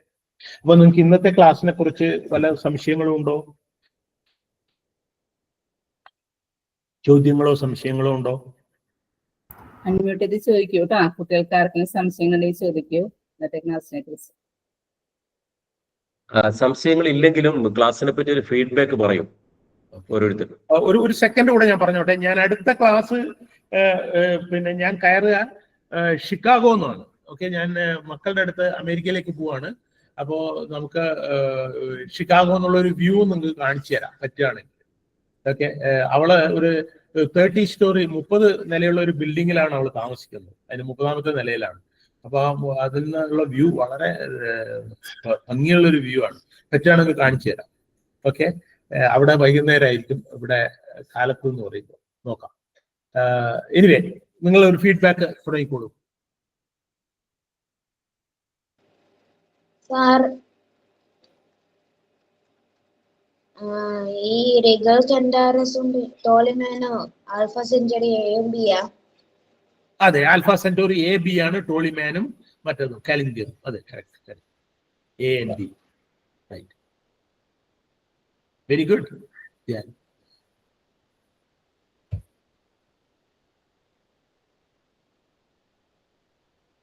പ്രോക്സിമ സെന്റോറിയും ആൽഫ സെന്റോറിയും കൂടിയതാണ് ആ സിസ്റ്റം. ഞാൻ ചോദിച്ചത് alpha Centauri A and B എന്നാണ് കാലിഞ്ചറിന്റെയും ടോളിമാന്റെയും മറ്റൊരു പേര്. Okay, very good. അനുശ്രീ ചോദിച്ചോളൂ, ഞാൻ ഓൾറെഡി വിളിക്കാം. അനുശ്രീ എന്നാ അഭിപ്രായം പറഞ്ഞോളൂ. ക്വസ്റ്റ്യൻസ് ഒന്നും ചോദിക്കാനില്ലെങ്കിൽ എന്താണ് മനസ്സിലായെന്ന് പറഞ്ഞോളൂ. മിസ്, ഫസ്റ്റത്തെ ക്ലാസ് നല്ല രസമായിരുന്നു. രണ്ടാമത്തെ ക്ലാസ് എനിക്ക് ഒരുപാട് ഇഷ്ടമായി. ഇന്ന് കുറെ സ്റ്റാർസിനെ പറ്റിയൊക്കെ പറഞ്ഞു തന്നു. പിന്നെ കുറച്ച് ക്ലാസ്സൊക്കെ കട്ടായി, നെറ്റ് കട്ടായി. വീഡിയോ പോയ ടൈം നെറ്റ് കട്ടായതായിരുന്നു. ഇനി നോട്ട്സ് നോക്കി റെഫർ ചെയ്യാൻ വിചാരിക്കുന്നുണ്ട്. എന്തായാലും നല്ല ക്ലാസ്സായിരുന്നു. Thank you sir. Okay, Ashwin sir, പറഞ്ഞോളൂ. കുറെ നോളേജ് കിട്ടി. Thank you sir. ഒരു സൗണ്ട് കൂട്ടി പറയൂട്ടാ. ഇന്ന് ഫസ്റ്റ് ടൈം കയറിയതല്ലേ നവദീപ്? സൗണ്ടിൽ സംസാരിക്കും. പറഞ്ഞോളൂ. കുറെ നോളേജ് കിട്ടി sir. Thank you. Okay, next Devakrishnan, Karthikeyan. ആരൊന്ന് സൺമുട്ടി സംസാരിക്കൂ. ഇതുവരെ സ്റ്റാഫിനെ പറ്റി പിന്നെ സണ്ണെ പറ്റിയൊക്കെ കുറെ പഠിച്ചു. കുറെ അധികം അറിവ് കിട്ടി. നല്ല ക്ലാസ് ആയിരുന്നു. കുറെ നോട്ടൊക്കെ എഴുതി. കുറെ പഠിക്കാൻ പറ്റി. Thank you sir. Welcome. Next Karthikeyan ആണോ അൺമ്യൂട്ട് ചെയ്യണ്ടായിരുന്നു? സാറേ, കഴിഞ്ഞ ക്ലാസ്സിലൊന്നും കയറാൻ പറ്റിയില്ല. പക്ഷെ ഇന്നത്തെ ക്ലാസ് വളരെ അടിപൊളിയായിരുന്നു. സ്റ്റാർസിനെ പറ്റി പഠിച്ചൊക്കെ മനസ്സിലായി. Thank you sir. Very good. Next week എന്തായാലും കയറണം. എന്നിട്ട് ഫ്രണ്ട്സിലേക്ക് കയറണം കേട്ടോ. ഞാൻ പറഞ്ഞില്ലായിരുന്നു, കഴിഞ്ഞ ആഴ്ചയിലും പറഞ്ഞിരുന്നുണ്ട്. ഫ്രണ്ട്സിലേക്ക് നമ്പർ ഉണ്ടെന്നുണ്ടെങ്കിൽ നിങ്ങൾ അവരെയൊക്കെ വിളിച്ച് അവരെ കൂടെ കേട്ടോ നെക്സ്റ്റ് ക്ലാസ്സിലേക്ക്. Okay okay ma'am. നെക്സ്റ്റ് പുതുതായിട്ടൊരു അച്ചു ആരാന്ന് പരിചയപ്പെട്ടില്ലായിരുന്നു. അതാരാ ആ പേരിൽ കയറിയിരിക്കുന്ന? അച്ചു തന്നെയാണോ?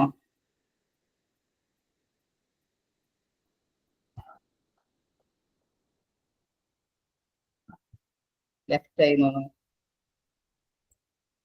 ലാസ്റ്റ് ജോയിൻ ചെയ്താണ്. ലെഫ്റ്റ് ആയി. ഇനി ആരാണ്? അശ്വിൻ.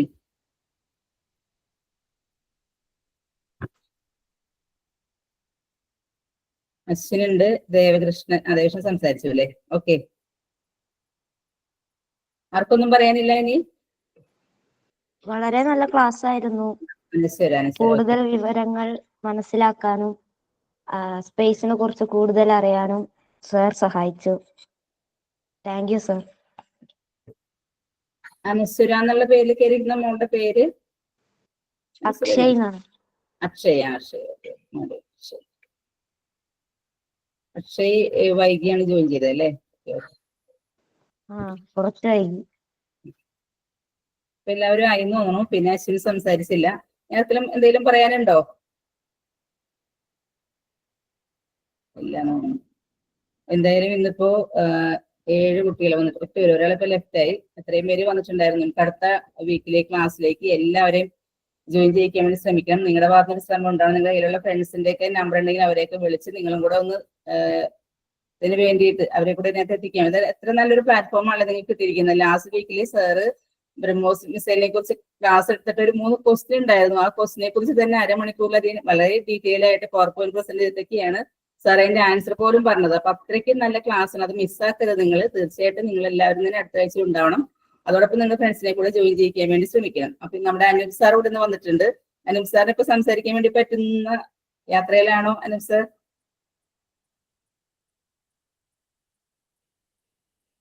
സാർ യാത്രയിലാണെന്ന് തോന്നുന്നു.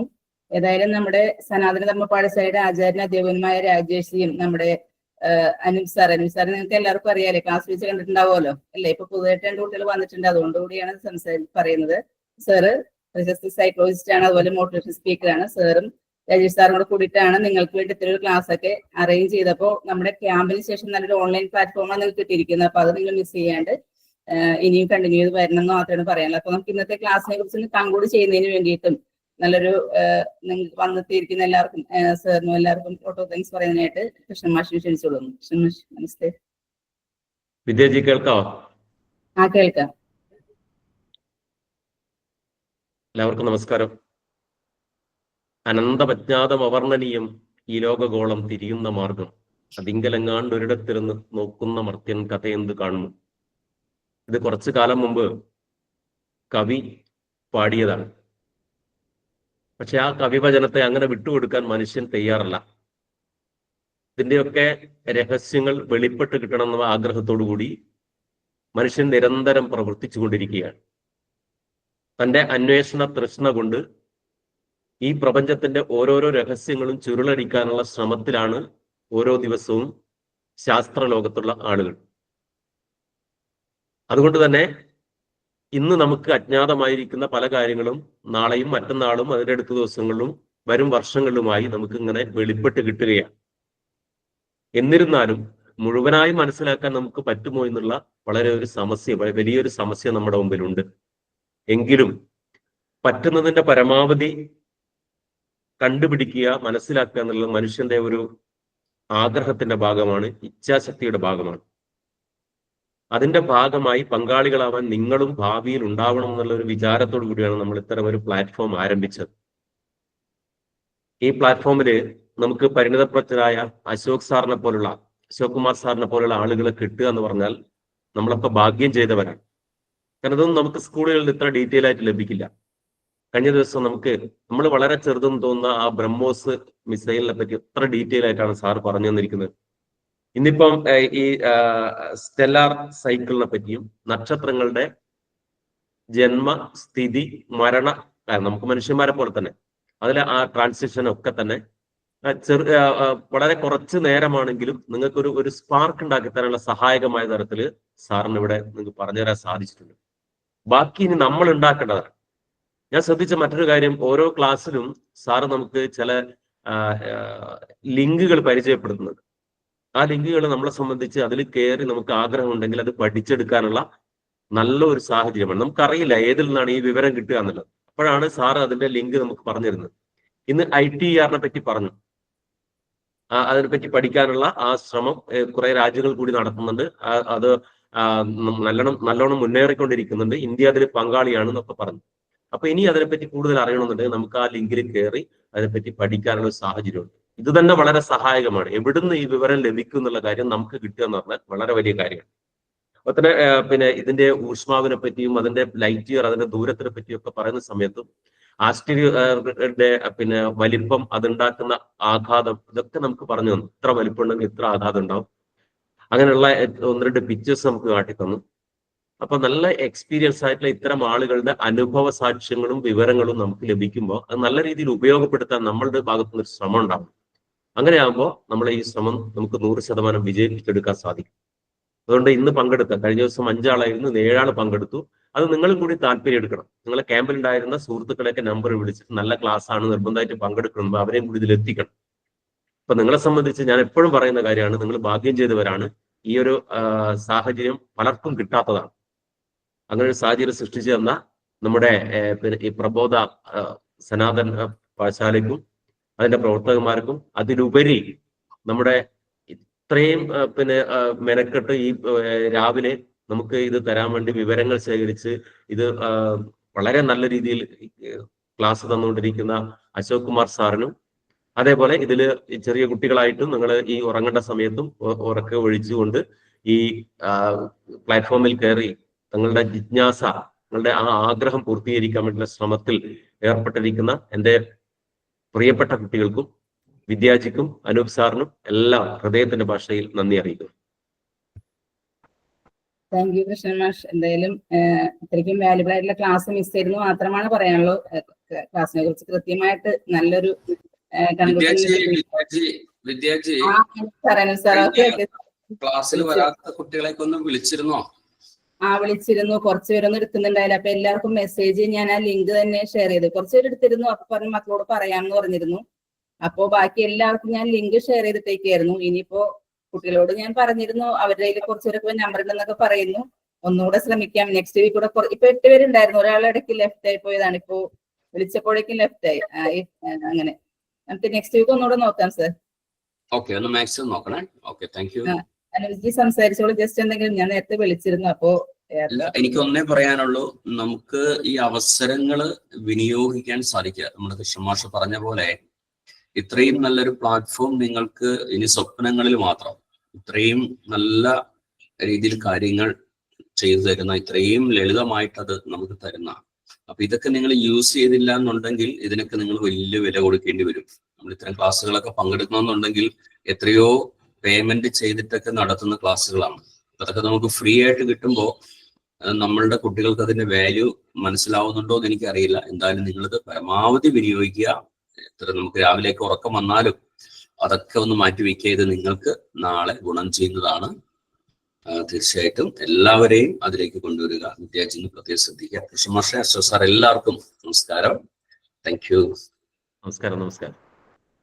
Thank you Nibji, thank you Ashwath sir. അതുപോലെ കൃഷ്ണമാഷ് വന്നിരിക്കുന്ന എല്ലാ കൂട്ടുകാർക്കും എന്താ പറയാ, നിങ്ങളുടെ ഈ ഇത്തരം ഇൻഫോർമേറ്റീവ് ക്ലാസ് മിസ് ചെയ്യാണ്ട് ഇരിക്കാൻ വേണ്ടി ഫ്രണ്ട്സിന് ഇന്ന് തന്നെ വിളിക്കുക. നിങ്ങളുടെ ഫ്രണ്ട്സിന്റെ നമ്പറൊക്കെ ഉള്ളതൊക്കെ എടുത്ത് വെച്ച് ഇന്ന് തന്നെ വിളിക്കുക. നെക്സ്റ്റ് സൺഡേ 6:30 എന്തായാലും കയറാൻ വേണ്ടി പറയാം. നമുക്ക് നെക്സ്റ്റ് വീക്കിൽ എന്തായാലും എല്ലാവരെയും ജോയിൻ ചെയ്യിക്കാനുള്ള ഒരു ശ്രമം കാര്യമായിട്ട് നടത്തണം കേട്ടോ. ഓക്കെ, അപ്പൊ എന്താ, നമുക്കൊന്ന് മംഗളം ചൊല്ലി വൈൻഡപ്പ് ചെയ്യാം. മോന് നവദീപിനെ മംഗളം ചൊല്ലാൻ അറിയാമോ? സർവേ ഭവന്തു സുഖിന ചൊല്ലിക്കോളൂ. ഓം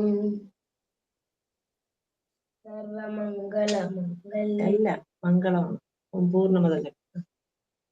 ഓം പൂർണ്ണമത പൂർണ്ണമിതം പൂർണ്ണാത് പൂർണ്ണമുദച്യത്തെ പൂർണ്ണസ്യ പൂർണ്ണമാദായ പൂർണ്ണമേവാവശിഷ്യത്തെ. ഓം ശാന്തി ശാന്തി ശാന്തി. Thank you Nandeep. ഓക്കെ, അപ്പൊ എല്ലാവർക്കും നല്ലൊരു ശുഭദിനം നേരുന്നു. Bye. Happy Sunday. Thank you.